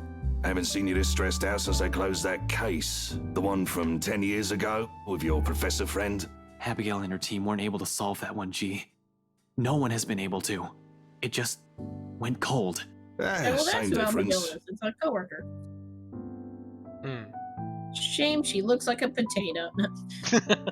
But what do I know, eh? I just serve drinks, listen to people's problems and their whining, then make sure they get home safe afterwards. Thing is, I'm also not blind, kiddo. And you can bet your ass I can tell when a person's about to fall apart. What? Is this some form of therapy from you? Are you going to offer me free drinks now? Really, I can use some right now. Something to numb the senses. But when has that helped anyone? In your dreams, kid. Last time someone gave you the hard stuff, your photographer friend had to haul you out of this place almost half naked. What? What? Hey, I can handle my liquor when I put my mind to it. Come on. Not from what I've seen, nope. You little bitch of a drunk. Besides, you usually avoid drinking. Either way, it's out of the equation. And when booze no longer counts, we just talk. So, talk. It's not like anyone within earshot will care. That chap over there only wants his cricket matches. I doubt you believe it, G. I've heard worse stuff. Try me. Well, you see there's this letter. You know that mansion down at Anslum? Yeah, it's actually who fucking doesn't? haunted, okay? Yeah. You live in this town long enough, it's impossible not to hear a thing or two about it. Bloody locals. Well, No, my but, friend like- found a primitive version of a chain letter in there. Shit, we are just going straight to that, aren't we? Okay. He'll be like, okay, if you don't want to tell me. Now that Keep we've it seen it, secret. we're cursed. A beat passes. For a long moment, G stands there unmoving. His hand stops short of placing the glass he's been wiping prior back on the rack on his left. All while he stares at me with eyes that are nothing short of scrutinizing. Yeah, he's just fucking scanning you. Is just like, is this guy bullshitting me? I feel like I'm being bullshitted here, but he's not bullshitting Yeah, me. you don't have to be a fucking dick. You can just say it's confidential. He probably assumes I'm joking. Who wouldn't? Not a week ago, I've been put in the same situation or position. Even now, in spite of the things I've seen and heard, it simply won't sink in. That one's the dead one. Yep, just get a big red X. maybe it's just desperation creeping in. The idea that I may not be able to find a way out of this. Whatever the case is, for people who haven't experienced what I'm going through, this will merely sound like an awful Halloween prank. It's not a prank. This must have been what Isabella felt the whole time we made fun of her that day. This isn't a prank! I saw something! Now it's too late. We're stuck in a never-ending nightmare where the only way out might be death. Unlike I've expected, G's reaction to it, an amused laughter. Booms throughout the whole pub after a long bout of silence. Like I'm just told him a particularly funny joke. Okay. Good one, kid. You don't want to spill. No one's forcing you. Alright. Seriously, though. Good one. Although I want to be angry with him, I can't find it in myself. Can't even muster the energy for a scowl or a glare. Too much hypocrisy. Yep, he's like, nope, I can't. Nothing but a taste of my own medicine to temper the annoyance bubbling up in me, I suppose. In the end, echoing her words is the best I can do. It's not a joke. Yeah, all right. Good luck with that. You're on your own. He's like, don't believe it, but even if I did, ain't not happening to me. Not touching that. Don't hand me anything to read. Don't. Fuck it. Yeah. Here I thought you didn't have an ounce of humor in that body. Guess I'm wrong. He shakes his head, lets out another chuckle before returning to his task. By now, almost half the glasses have been put away. The only ones remaining are the smaller kind used for shots and stemmed ones for cocktails. Despite being busy with his task, his amusement does not entirely disappear from his face. He keeps talking as if I'm simply another customer he entertains with his stories. But we both know it's more than that, if the wistful expression on him says anything. Man, can't believe you're the same rookie who walked in here almost a decade ago. Too smart for his own good, that boy. Has always been 2 steps ahead of things. Now he's here, sulking. I must have screwed up somewhere then. I must have screwed up a lot. For things to suddenly shift like this, for me to become a mere shadow of the person I used to be? Nah, I don't think so. This one, screwed up? Not by a mile. It's too early to say. You've still got several years ahead of you, Holmes. Take it easy. But some things change, eh? It has been years, and you were a kid back then. You know, the sort that's a bit unsure, making all the horrible decisions in life he'd eventually be embarrassed to talk about. You never stop calling me kid, though. Well, you still are. It's just that this time, you're sure of who that badge and gun is for. What was it you police types usually say? To protect and serve, yeah? A significant pause follows at its heels. From both of us as he allows its meaning to sink in and spur something in me, stirring a feeling both heavy and forced. No, sorry. Ian! Familiar. So before I can even clarify what he's trying to imply or gather my thoughts on the matter, she turns away to begin his work on the silverwares. He'll need those too once more of his patrons come in for lunch. Slow and easy. A sharp contrast with the strained air we've been wading through these past weeks. Fleeting moment, but one I allow myself to relish, if only because of its absence lately. The way things are now, this is almost a gift. So when it all ends with the loud shuffling of a foot from the adjacent hallway, a sigh is all that leaves me. There's no need for me to look up to know who it is. Sax treads alone are telling. There's always a weighted set to them, steps that are taken with a lazy cadence. Like he's always trying to make himself smaller, less conspicuous than he actually is. In a place he's unfamiliar with, he also tends to linger, stand awkwardly at the sides, as if he's all too afraid to break something. That or he's waiting for permission of some kind. Either way, he's never been that kind to barrel headfirst into things or forgo courtesy, despite appearances. Much like how Rebecca's mother, Henning, belies that her fiery temperament, or Isabella's rare displays of maturity appear at odds with her youth. There's been a lot of those in my life, it seems. More so from the people I've grown closer to over the years. Walking contradictions, we all are. So wonder how we ended up as friends in the first place. But maybe that's also exactly why. To some extent, there's still an understanding in there, in knowing that no matter how long you've been together, or how familiar you are with a person's habits, or how many lifetimes there might be for all of you, one can never fully know a person. Sometimes it works because they merely choose to stay. Sometimes it's as simple as someone extending a hand first for an apology, regardless of every hurtful word said. Hey, Ash? This time I glance at him, briefly, gauge the mood. Not because reconciliation's an issue for me, but between us it never will be.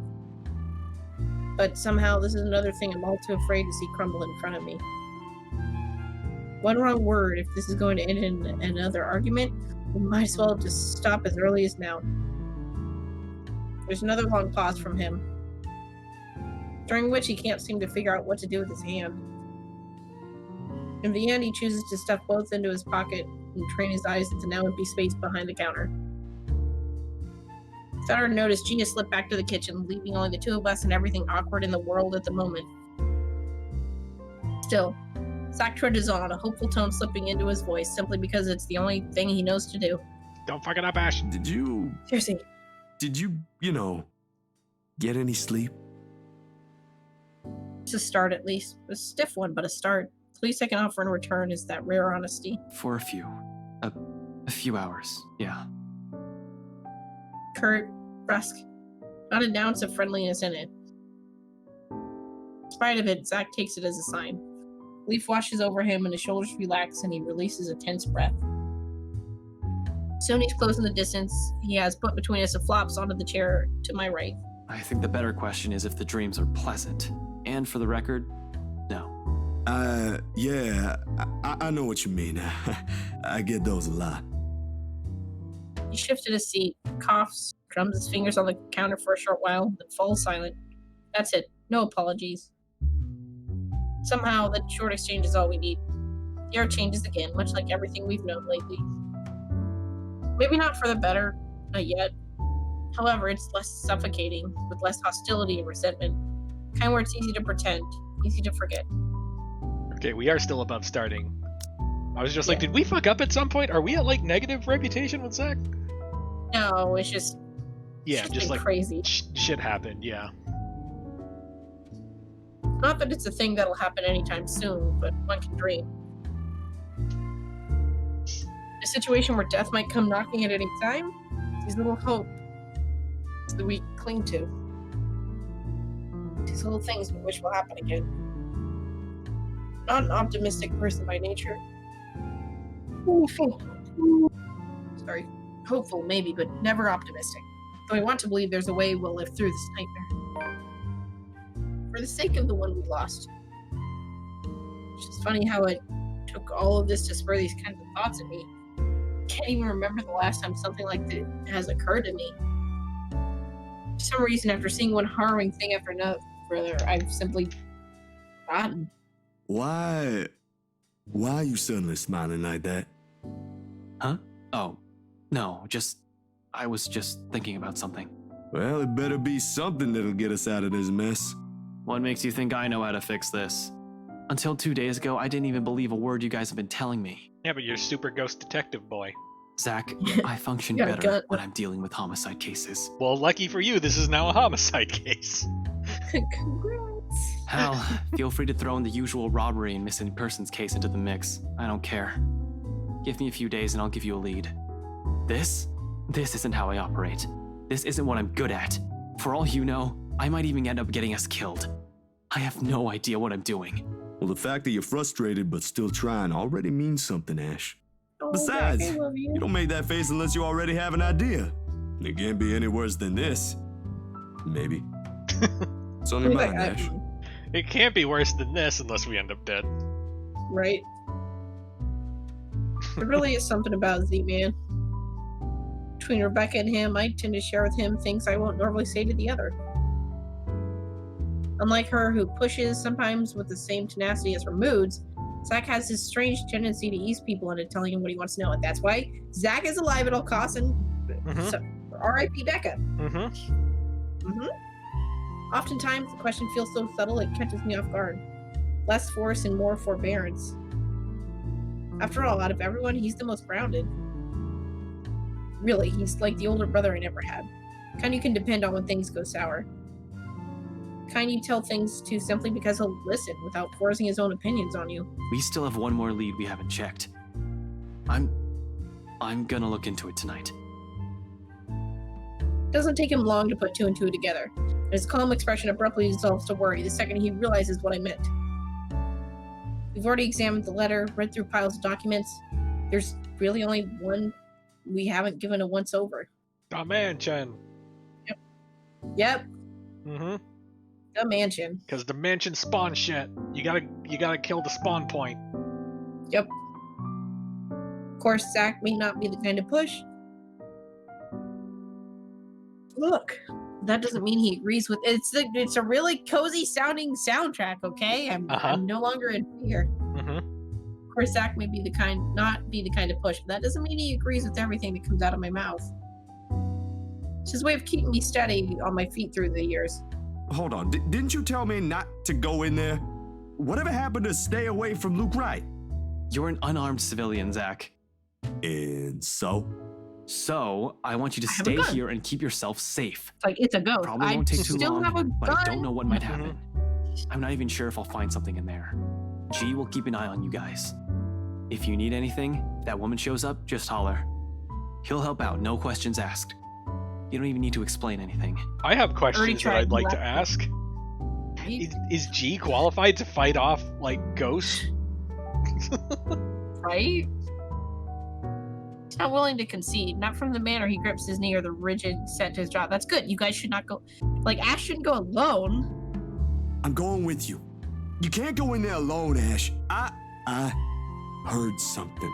The morning I was there, I heard someone scream, and then there was a woman crying, and I don't know what's going on inside that mansion, but I am telling you, you shouldn't face whatever's inside alone. Correct. I agree.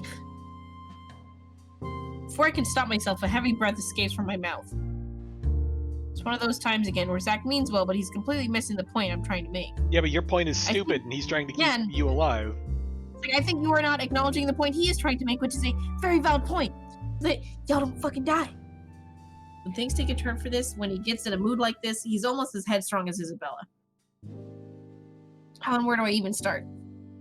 I'd feel better if I don't have to worry about you. Yeah. You'll only get in the way is definitely an asshole thing to say. Yeah. Yes. Like, he has been all over that mansion. Yes. He would not get in the way. If anything, he would lead us through it. I'd feel better if I don't have to worry about you. Yeah. That is a very clear, like, there are only two ways this will end. Yeah. Yeah, which is like, listen, I'm scared and I don't want to lose you guys, instead of, don't be a fucking burden. And you're like, what the fuck? No. Yeah.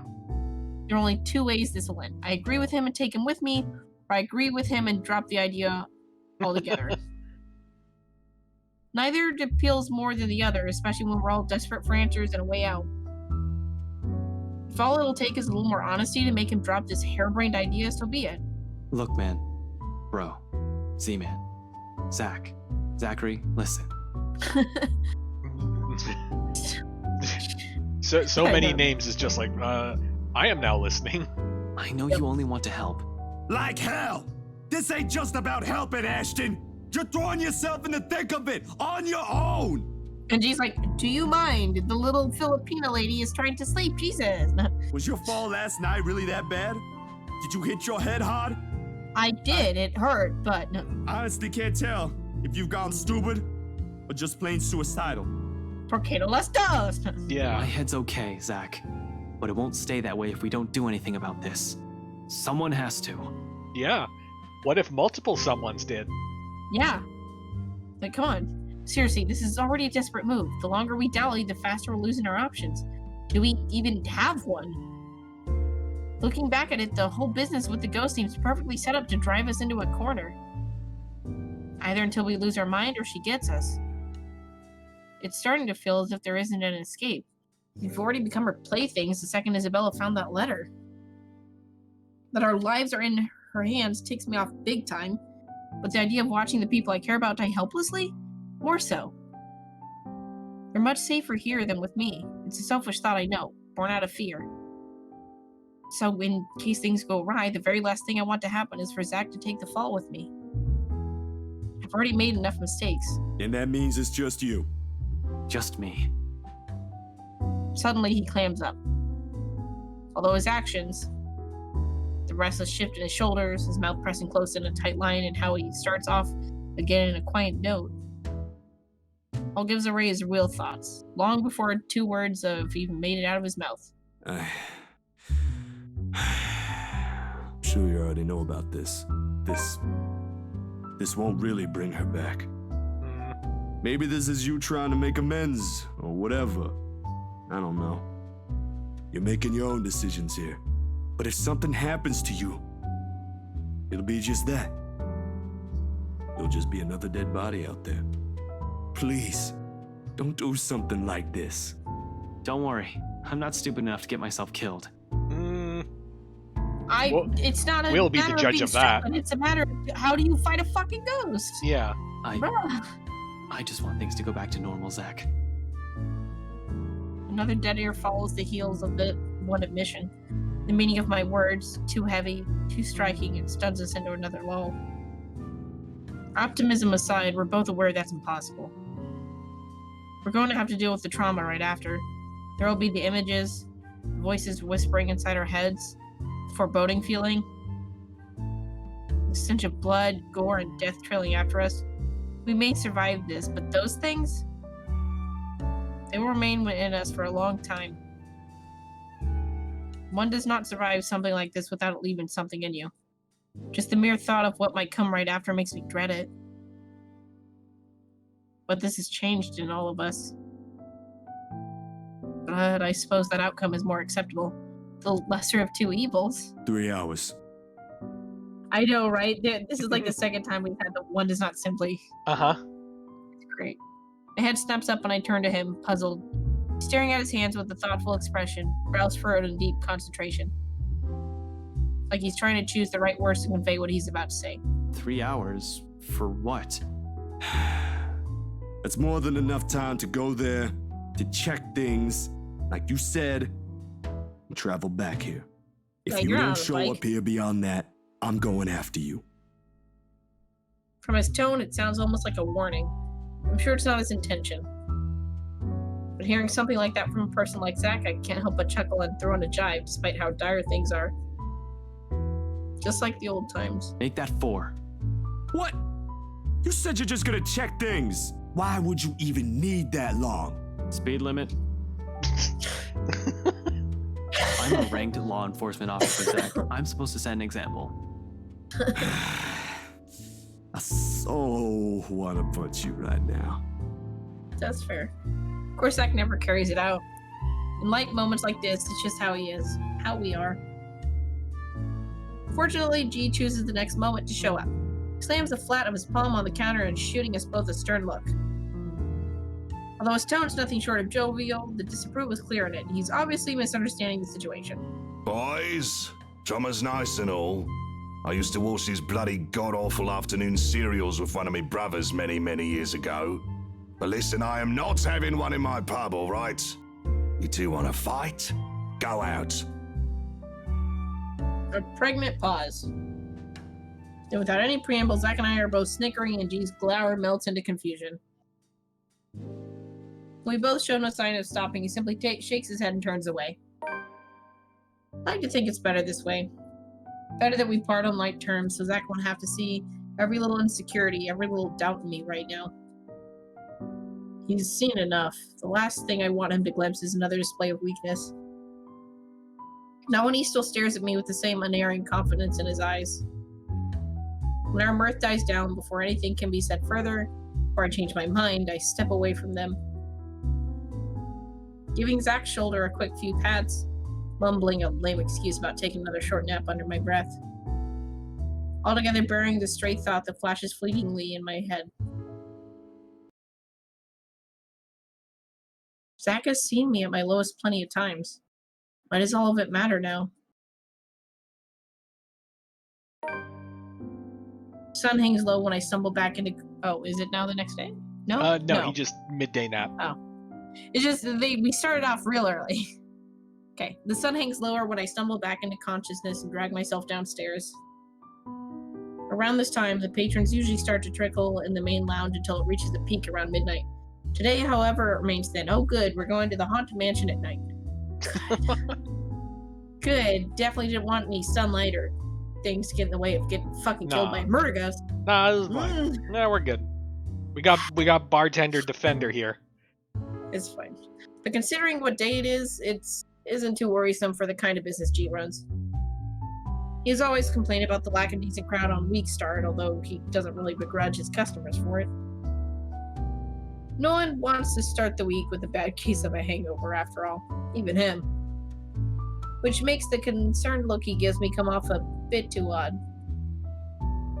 kind of danger we're in, this swiftly puts me on the edge, even before sleep completely fades from my mind. Something wrong, G? G hums, but there's an undertone of annoyance in it, despite his casual and open movements. Only after he finishes wiping a tumbler and carefully settles it face down on the table does he give me an answer. The way he stares back at me honestly makes me squirm. Feels like I'm being stared down by my primary school teacher for sleeping in class again. Oh, you just slept in a bar again. Nothing much. Yep. Monday's still a slow day for this place. But you might Varsity want is to check really on your long. friends, kid. Uh-oh. Looks like one of them woke up on the wrong side of the bed while you were out. What? No. Another question forms in my head along with a small, confused frown. Though before a single syllable slips past my mouth, he gestures his head to the far side of the main lounge. Isabella has settled on one of the tables set in a corner, in deep thought and with a scowl on her face. From the looks of it, it appears woke up on the wrong side of the bed is a complete understatement. Turns out sleep isn't just what some of us need. Even G appears to understand it. In spite of his efforts to look as unconcerned as possible, there's a tense set on his shoulders. Nervous edge lingers in his eyes, as it occasionally flickers over Isabella. He doesn't want to deal with this, especially at the start of another busy week. Not that I know how. I don't even know what put her in such a bad mood. We're about to find out, I'm sure. Yeah. But the imploring gaze G directs at me leaves me with no other choice. It almost feels like he's... I'm sorry. Oh, no. I'm sorry. Okay. I hate that it's working. You know how I run this pub, kid. No fist fights, no cat fights, no people in sullen moods, only good booze, bad puns, and off-key singing. Go fix be a it downer before at it the turns bar, into that's the something whole point. chaotic. Well, yeah. It's probably not as petty if Isabella's already in that state, but I give him a nod nevertheless. Yeah, it's not like Becca. Yeah. Sorry about this, G. He hums something under his breath for an answer and waves me off, turning away and returning to his work without another word. Even with the lack of a sizable crowd, he likes to keep busy. We're the same in that regard.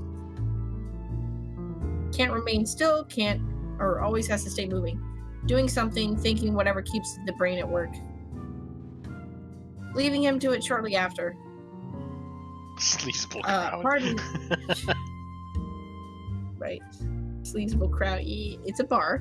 Part of me wants to thank him for all the trouble he has taken for the people he barely even knows. Once this is over, I should probably find some way. In the meantime, I have this immediate problem to fix. Gotta get to this before it turns into a shitstorm. There's a strange lull in this area of the pub. That looks exactly identical to the area we just left. I know, right? People continue to trickle out instead of in, and this time only 2 tables remain occupied. Soon these people, too, will be gone, and the whole place will be devoid of anyone. Frankly, its current state already lends the place an entirely different vibe. Along with the soothing strum of strings and the steady beat of drums playing overhead, there's a calming sense to this. A far cry from the times I've been here before. And perhaps it's for this reason why Isabella has chosen this place to retreat. She sits quietly in the furthest corner of the room, in one of the tables set right beside the windows. She usually keeps the curtains closed around this hour, but a small portion of it has been pulled back, revealing the busy streets outside. The late afternoon light spills right through it, outlining her small form and pulling on the surface of the table where both her arms rest. Fucking, why do you still have that? In her hand, she flips a piece of folded paper, turning it from one side to the other without any purpose. The letter. A small frown creases her forehead while she stares at it. Yet there's something oddly tranquil in the picture she has unknowingly painted. Something I can't bring myself to disturb, if only for a few seconds. It's one of those moments again. The rare ones. The ones where she's too still, quiet, and complete opposite of her usual self. But it's these that often leave a mark. Not her cheery disposition or her lively attitude, but these short few seconds of wordless silence, and the softest sighs and the slightest movements sing louder. The smallest minuscule things that tell you about the person and her strength more than any words can express. It's these that carve a vivid memory, no matter how brief it lasts. And it breaks soon enough, the second I pry the letter off her hands and flop down on the empty seat next to her. She glares at me, annoyed, and just like that, all of it melts away. Gone is the stillness, replaced quickly by the teasing and friendly jibes. Back again to what we're used to. What's easy, what's familiar. For every truth we hope to convey regrettably goes unsaid between us. You're going to destroy an important piece of evidence if you keep doing that, Belle. This time, however, no retort comes from her. Without the letter to glare daggers at, she turns on her hands, now clenched tight in front of her. But she's far from angry.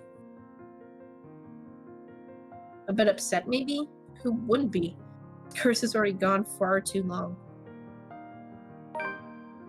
It's already taken someone we care about from us. Regardless, Isabella doesn't seem like she'll start shouting at me, at least compared to every other person I've aggravated, intentional or otherwise. Some light talk may just do the trick to coax her out of this mood. Come on. If you keep staring at the table like that, you're going to bore a hole on it. I really don't want to OG a new table.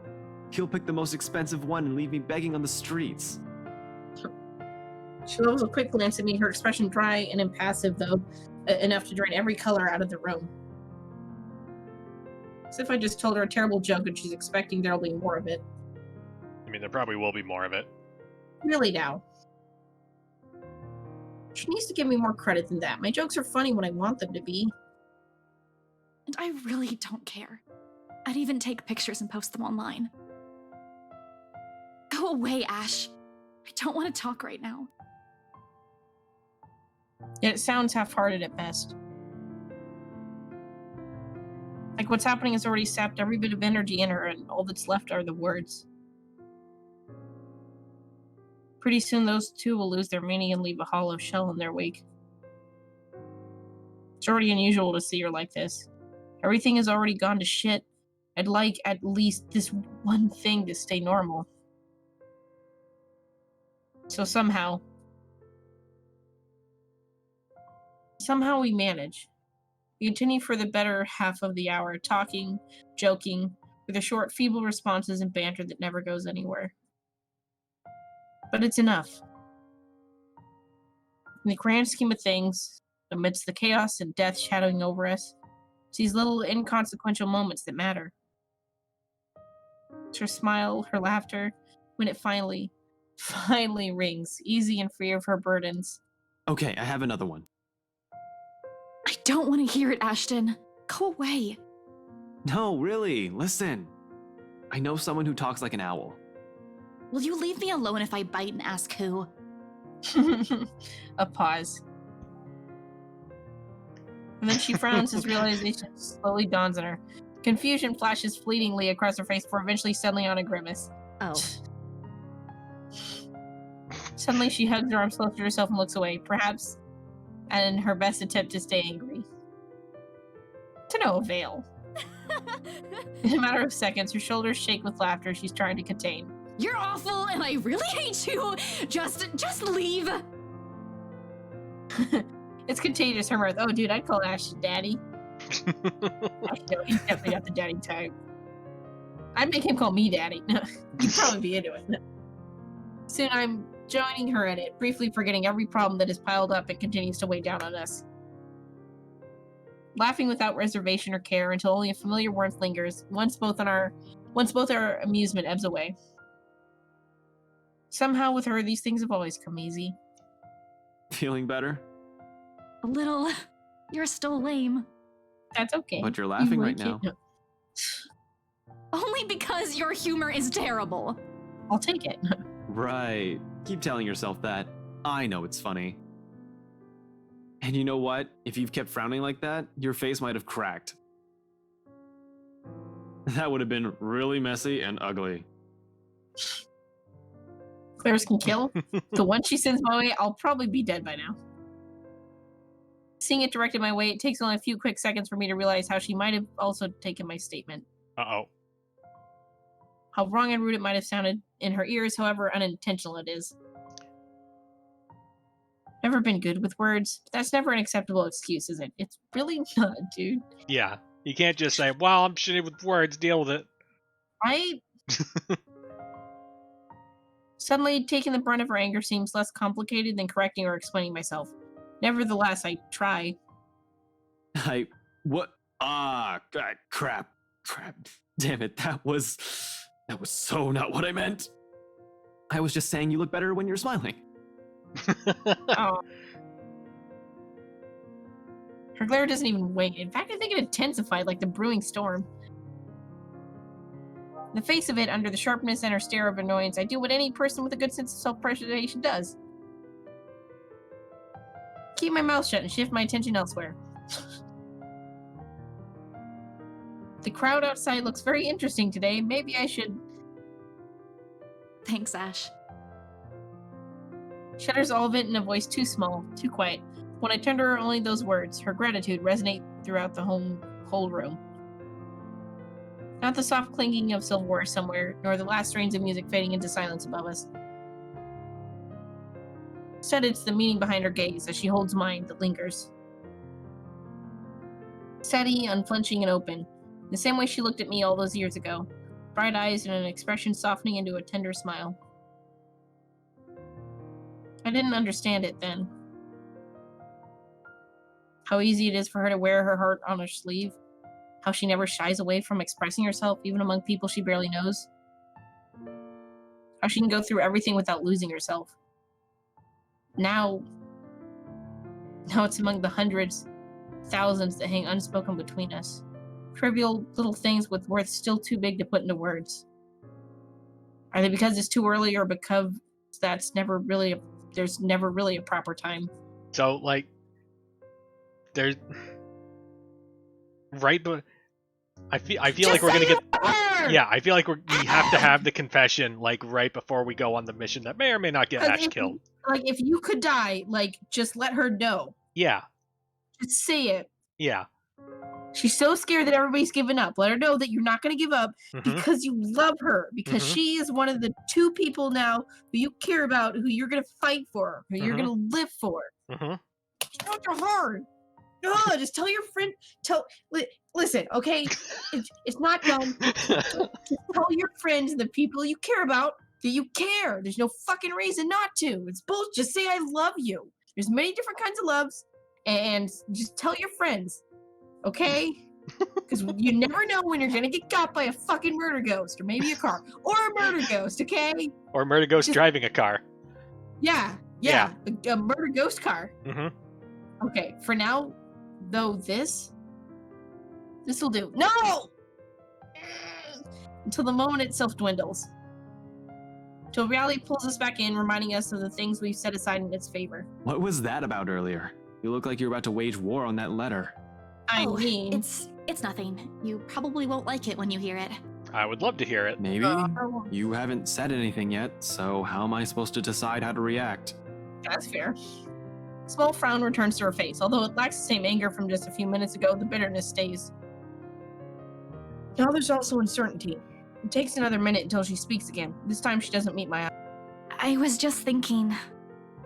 Maybe we should go back to the mansion. Yes. That was literally his plan.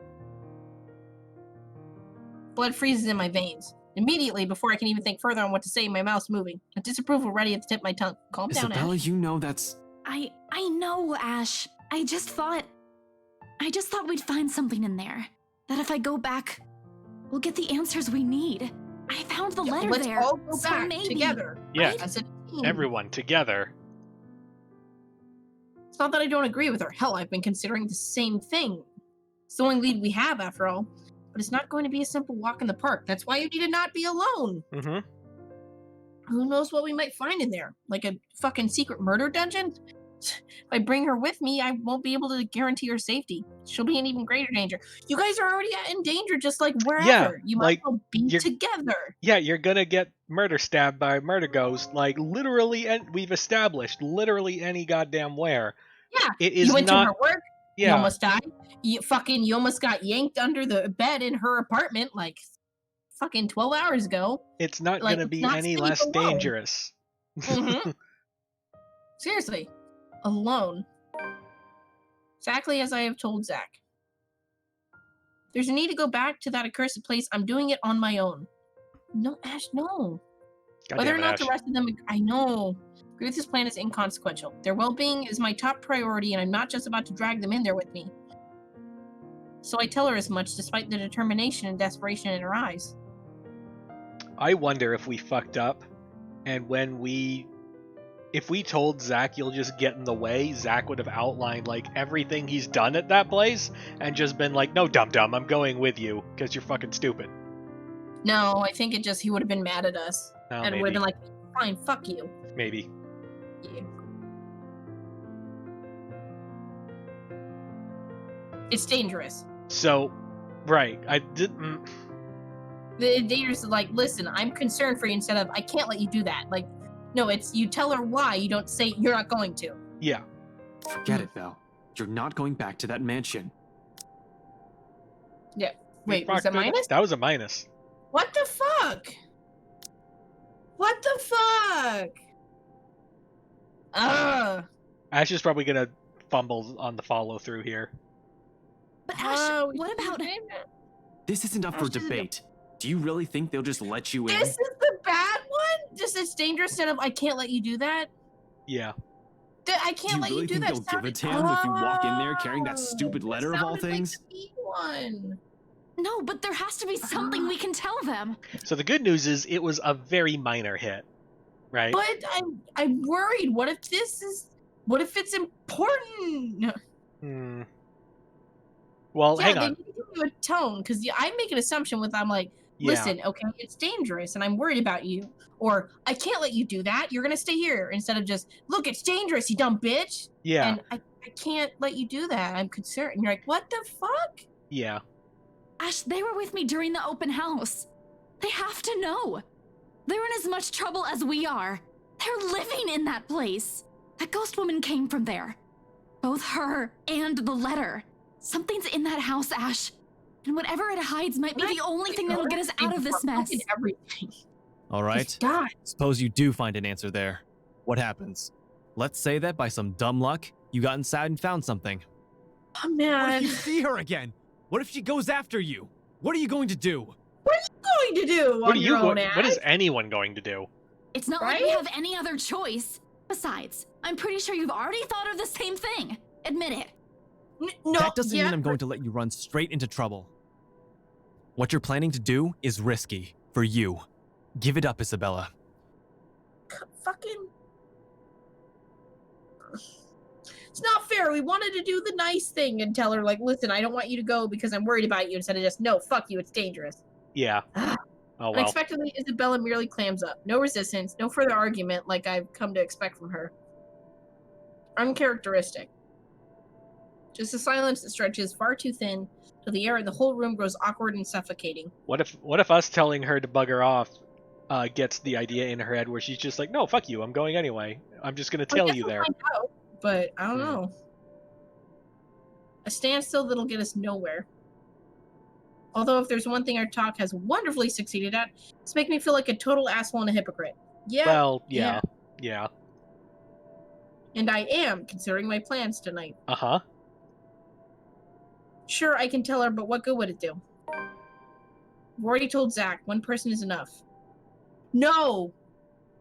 If we don't do the nice option, we don't tell them we're going, I think. No, we told them, we told Zach we were going, and Zach was like, I'ma come too, and our options were just like, you're dumb, or I care about you and don't want you to go. But what if the other one is we were fighting about and then we're like, all right, fine, I won't. But then I go anyways because he's lying. Right. But, The idea is never that either of them are going to talk him out of it. It's just, are they going to think that we're going to go through it? Maybe? I don't know.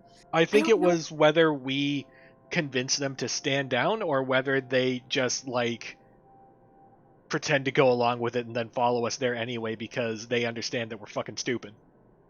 No, but like I feel because he specifically is saying like letting one person know is dangerous. Hell, simply letting someone like the way the lines they're using to explain it make me think that that's what the impact is. That maybe they're gonna come looking for you later. Maybe. But like Isabella will think, oh, maybe we said we weren't gonna. I don't know, because like it'd be dumb for her to go if he said he wasn't gonna, but of course he fucking is. Because why? Sometimes, I wish the game was more clear on what the answers are gonna mean. Because like I know what I want to happen and convey, but then I hit that option and it's like, no, Right. that's the opposite one. You're like, fuck. Right. Hell, simply letting someone in on the plan makes me iffy. Broadening that circle and revealing too much would just cause another pointless concern. But someone has to be aware, at least of where I'm heading off to, in case things don't pan out. Expect the worst, even if I only intended to do a quick survey of the place. In my own words, risky. Isabella doesn't need to be burdened with worrying my entire scheme, or with the worry my entire scheme entails. I like to think that yes, to some extent she understands, even if she does not entirely agree with me. The dilemma is clear in her. Otherwise, her scowl wouldn't have a deeper set to it. Her lips wouldn't be pressed in a thin line, and her hand wouldn't no longer be balled into fists. She would have pushed that argument. If she doesn't, and I know she has no lack of things to say. Maybe it's because she has already thought the same thing. Maybe my words have made her come to her senses. Either way, it's the best that we can simply leave it here for now. Without another word, I stand up. At the same time, footsteps shuffle from the pub's entrance, and cheerful chatter suddenly fills the room as a group of people enters. It's all the distraction I need. Muttering an excuse, I beat a hasty exit out of the main lounge and leave her on her own, despite the disappointed look on her face. Before Isabella can say what she's been mulling over, for the last imploring glance she directs my way forces me to change my mind. It's another lasting image that firmly etches itself in my memory, one that spurs the conscience, among other things. I just hope I won't regret what I've chosen for myself tonight. Fuck. Fuck. I feel like fucked up. I'm worried. We might have fucked up a little bit. We'll find out. And there's the save point before then I think was the apartment, and fuck redoing all that. So yeah, no back, only forward. Yep. Galway Shoals Monday night crowd, although small and barely occupies a quarter of the whole pub, provides ample enough cover for anyone who wishes to leave the place unnoticed. Just exactly what I need tonight. With the lively music and chatter slipping out, mostly unseen, becomes a piece of cake. Without much trouble, soon enough, I find myself standing outside under the chilly Luxembourg night. A gust of wind picks up shortly after I step out, carrying the telltale smell of an impending rain. I'll give it about an hour or two before it starts.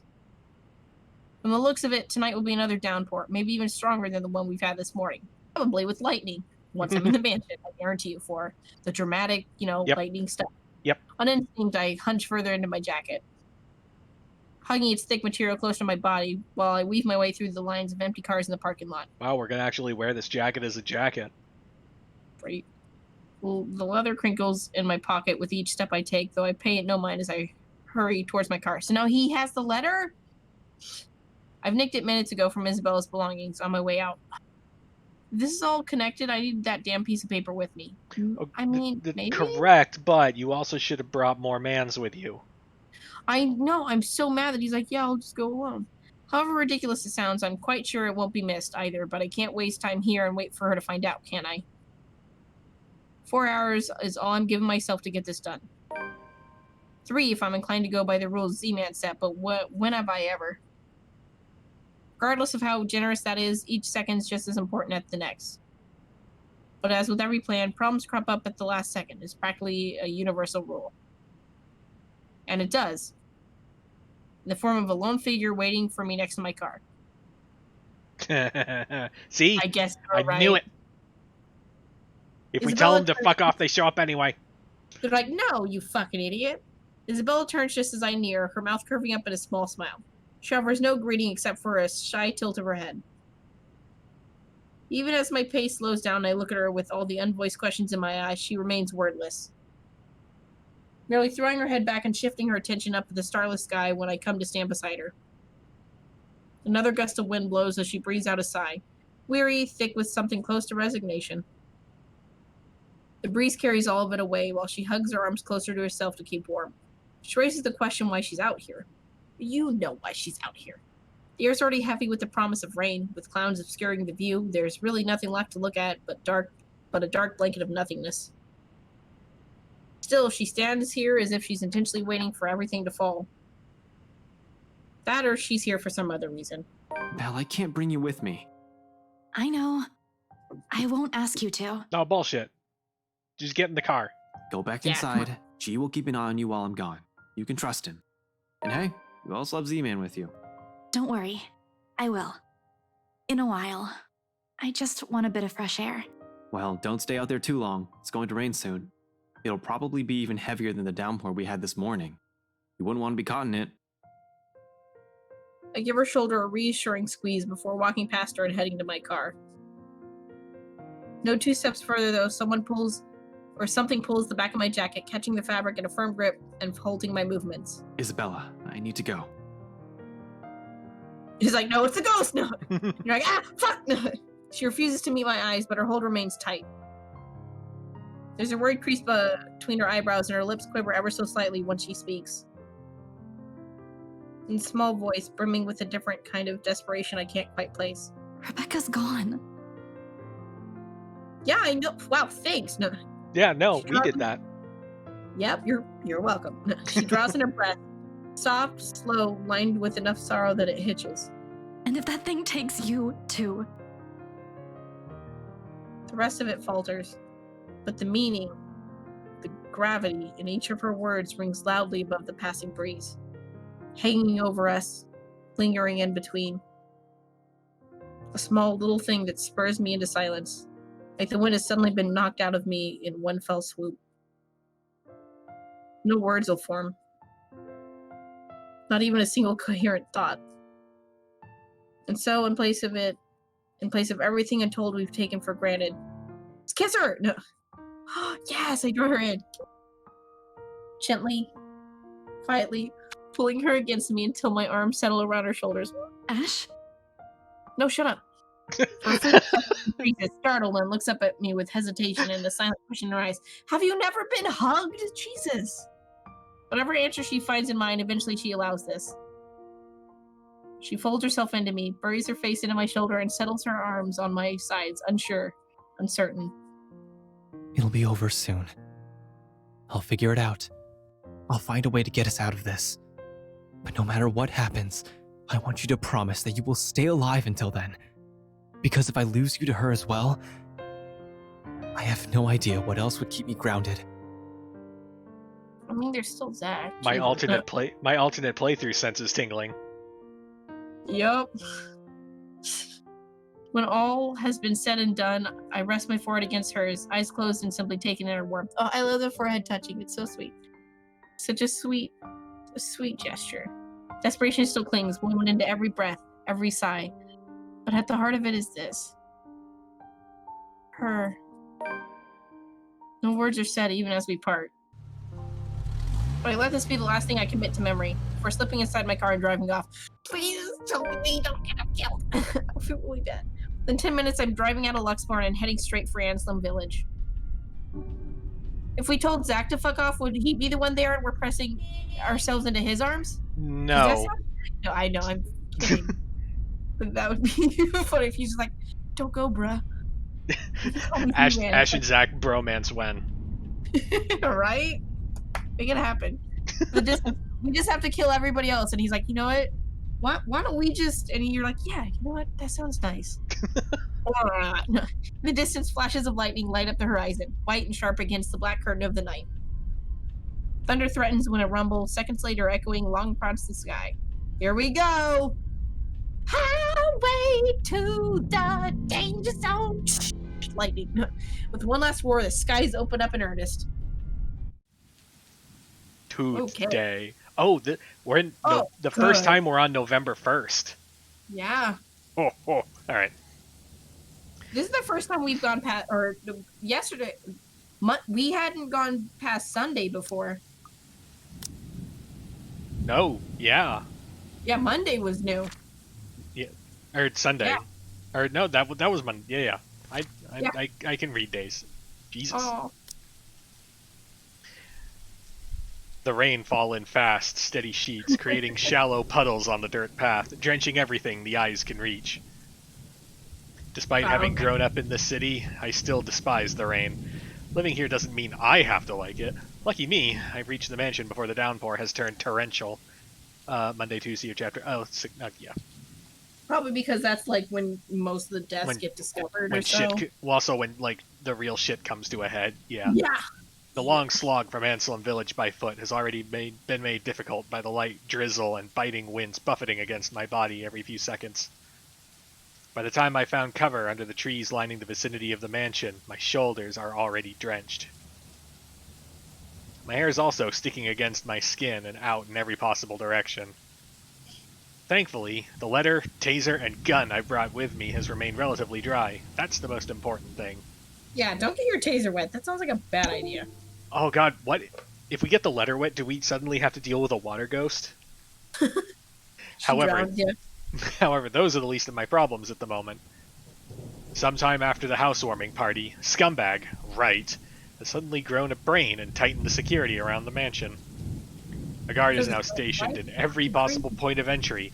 The main entryway, the back door leading to the kitchens. Hell, it's almost a miracle no one has spotted me once I entered the property, although that's probably because I've kept close to the forest.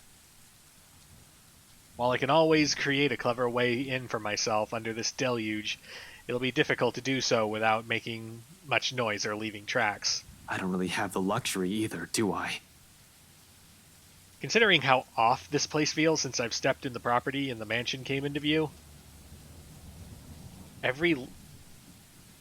just side note, the typos off the scale. Yeah, like, this towards one. the end of this chapter.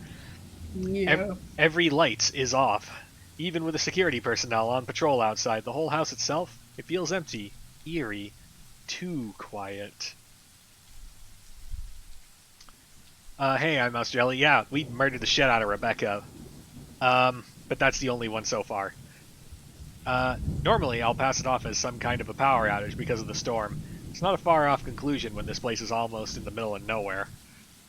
However, something just feels wrong. Something happened here. Or about to.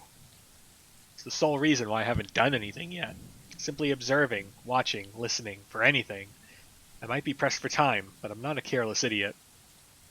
Although I need a way in, desperately so, moving without thinking will not only endanger me. So many unknown variables in what we're dealing with, I also have to act on the assumption that someone is always in danger, especially in this place. I can't act impetuously. As much as I hate Wright, I'm not about to cause his death because of one thoughtless action. There's a place he deserves to be at. It's in a prison, not a morgue. So when a hoarse, painful sob suddenly rings out above the loud pitter-patter of rain, only then do I stir. A woman. Perhaps a servant? Or worse, Hannah Wright. It's coming from the forest? Oh, fuck, what the hell? Just right up ahead, in fact. Not too far from the house. Regardless, I give the place a quick, wary glance before following the noise. Oh, that doesn't seem smart. Carefully keeping to the shadows, one cautious step after another. Louder and louder it goes as I near, until it abruptly turns into a loud, desperate, anguished cry. I break into a run. One nervous hand ready on the gun holstered at my hip, and the other raised for balance as I scurry across the dense understory. Dead leaves crunch under my shoes, but I pay it no mind. There's only the voice, the woman, and nothing. Abruptly, it all stops as I am met with a sudden hush. Blank. Empty.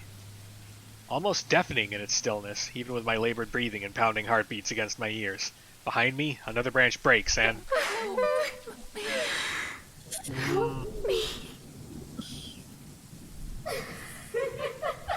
Dread surges within me while I spin around and take a hard step back, ignoring the chilly pinpricks crawling at the back of my neck.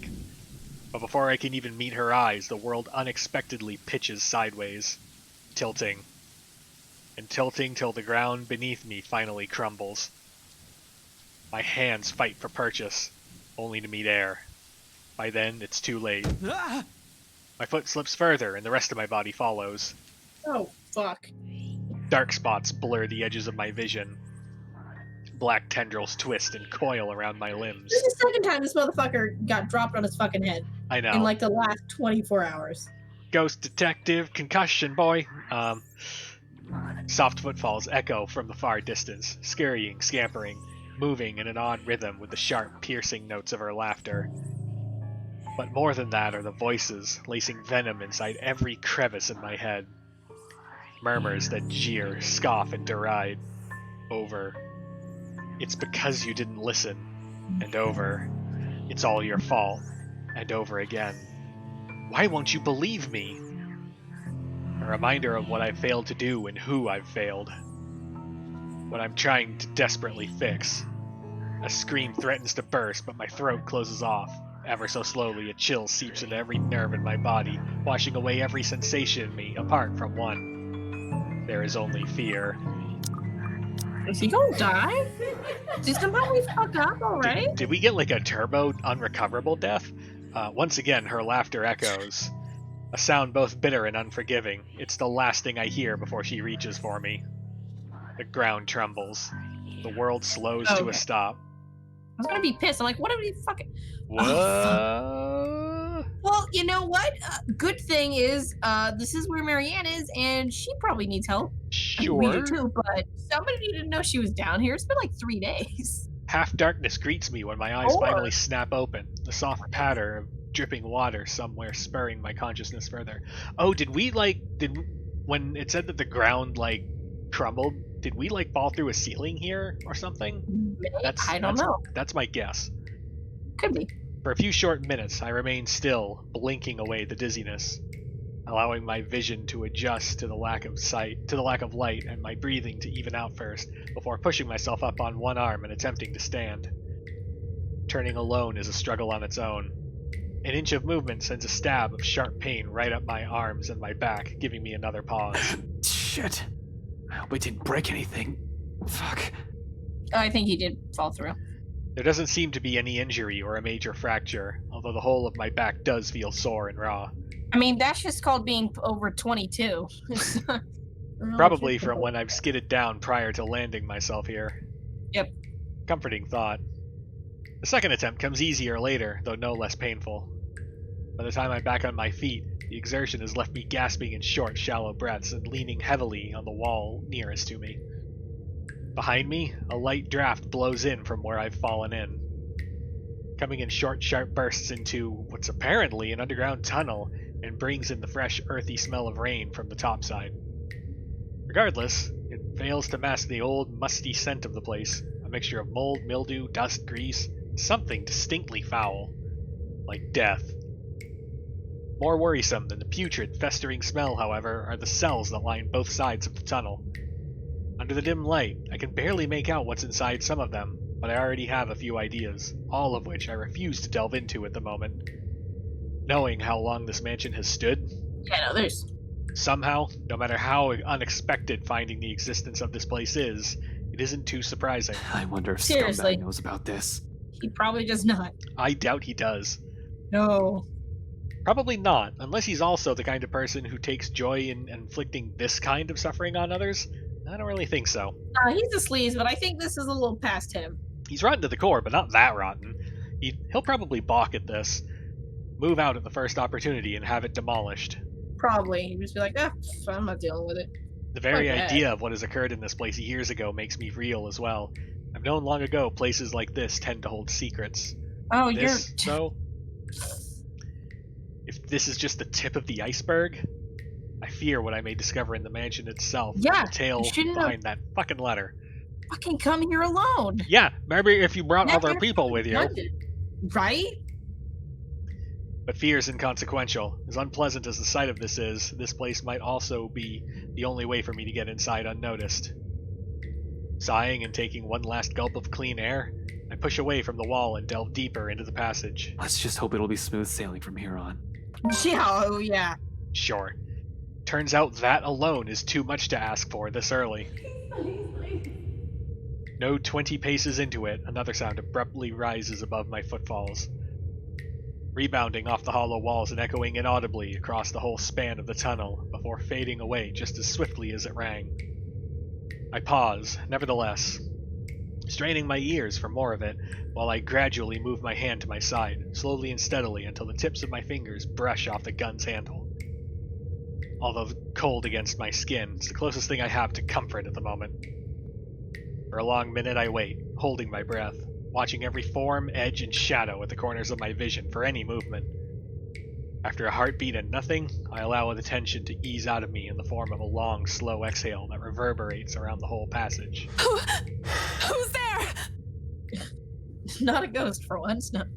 Perhaps it's because of what has happened earlier and how I've ended up here, or maybe it's because of my training.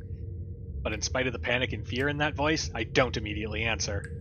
Instead, I pull my gun free from its holster and wordlessly draw closer to where the voice rings out once again. No, this is not a ghost this time. This is... This is Marianne. I understand being on high alert for, like, But any of this. Please don't shoot Marianne. Please don't She's shoot not a Marianne. ghost. Afraid. Frantic. Weak? I'm asking you a question. Who's there? It's only after I've released the safety do I answer, while continuing my approach in a careful, steady pace. I think I should be the one asking you that. Who are you? Show yourself. She's like, I can't. I'm stuck in here. Well, a ghost will definitely not be saying that, or have a conversation like this, or be stuck anywhere. That's fair. And as if to prove her point, she extends a hand from one of the cells ahead and waves. Then she pulls back, grips the iron bars, and rattles it lightly. I can't get out. Can you help? I don't know. In 5 quick steps, Marianne. I'm standing in front of the cell, and sure enough, a woman's inside. Slumped on the floor, holding the bars with shaking hands, clinging to it as if it's the only thing keeping her upright. Not just any woman. You? McLaughlin? No. McCulloch! Same one I met at G's 5 days ago. Oh, right, yeah. I'm like, he did meet her, but only once, and Yeah. Smashed drunk and babbling her frustrations about her employers. Holmes? No, not McLaughlin. McCulloch. Marin McCulloch. Famous interior designer extraordinaire. Not so extraordinary now, with how exhausted and feeble she looks, trapped in a jail cell of all things. Wow, that's kind of judgy. Yeah, can you stop, like, judging her and, I don't know, maybe open the fucking door? Yeah, come on. Her breathing's shallow and there is a paleness to her complexion. Sunken eyes, cracked lips, dry skin, all signs pointing to starvation and dehydration. What? How long have you been stuck in here? No, 3 days. 4. I don't know. I have no idea anymore. I just fell in and that woman... Whatever. Can you get me out of here? Please. In a moment. But here, go feed yourself first before you fall over. Energy bar. I fish out an energy bar from my pocket and hand it to her. She's lucky I always have one on my person. How do you still always have one? Why are you victim shaming, right? Yeah, for sudden emergencies or extended stakeouts. A little sugar to keep me going. Oh. Like any starving person, she wastes no time making a grab for it, unwrapping it straight away and taking in whole mouthfuls of it. Relief washes over her face on the first bite alone, although she's going to need more than that if what she said is true. Yeah, but... Yeah, but still, like, okay, like, energy bar now, like, full fucking meal after we get out. Yeah, like, right now, like, it's like, here, wait here, I'm gonna find you, like, more food. She's like, no, get me out! Yeah. Oh, fucking, it's fine. I'll come in. But for the moment, it's enough to keep her alive. Good thing she seems to have the sense to prioritize survival over comfort if the puddle on the corner of the cell indicates anything. Why is that necessary? Without water, the human body can only survive 3 days. No food, and I'll give it an average of 3 weeks, though even then, it won't be a pretty experience. Akaza. Granted, some of her survived longer than that. She's still fortunate I found her when I did. Oh shit, it's movie night. Oh shit. Oh. Now, time to get her out. And time to get us out. It's the end of the stream. Save. Oh, yeah. No, not. There we go. All All right. I suddenly have to go. Bye, everybody. Catch you I will later. see you next weekend, probably.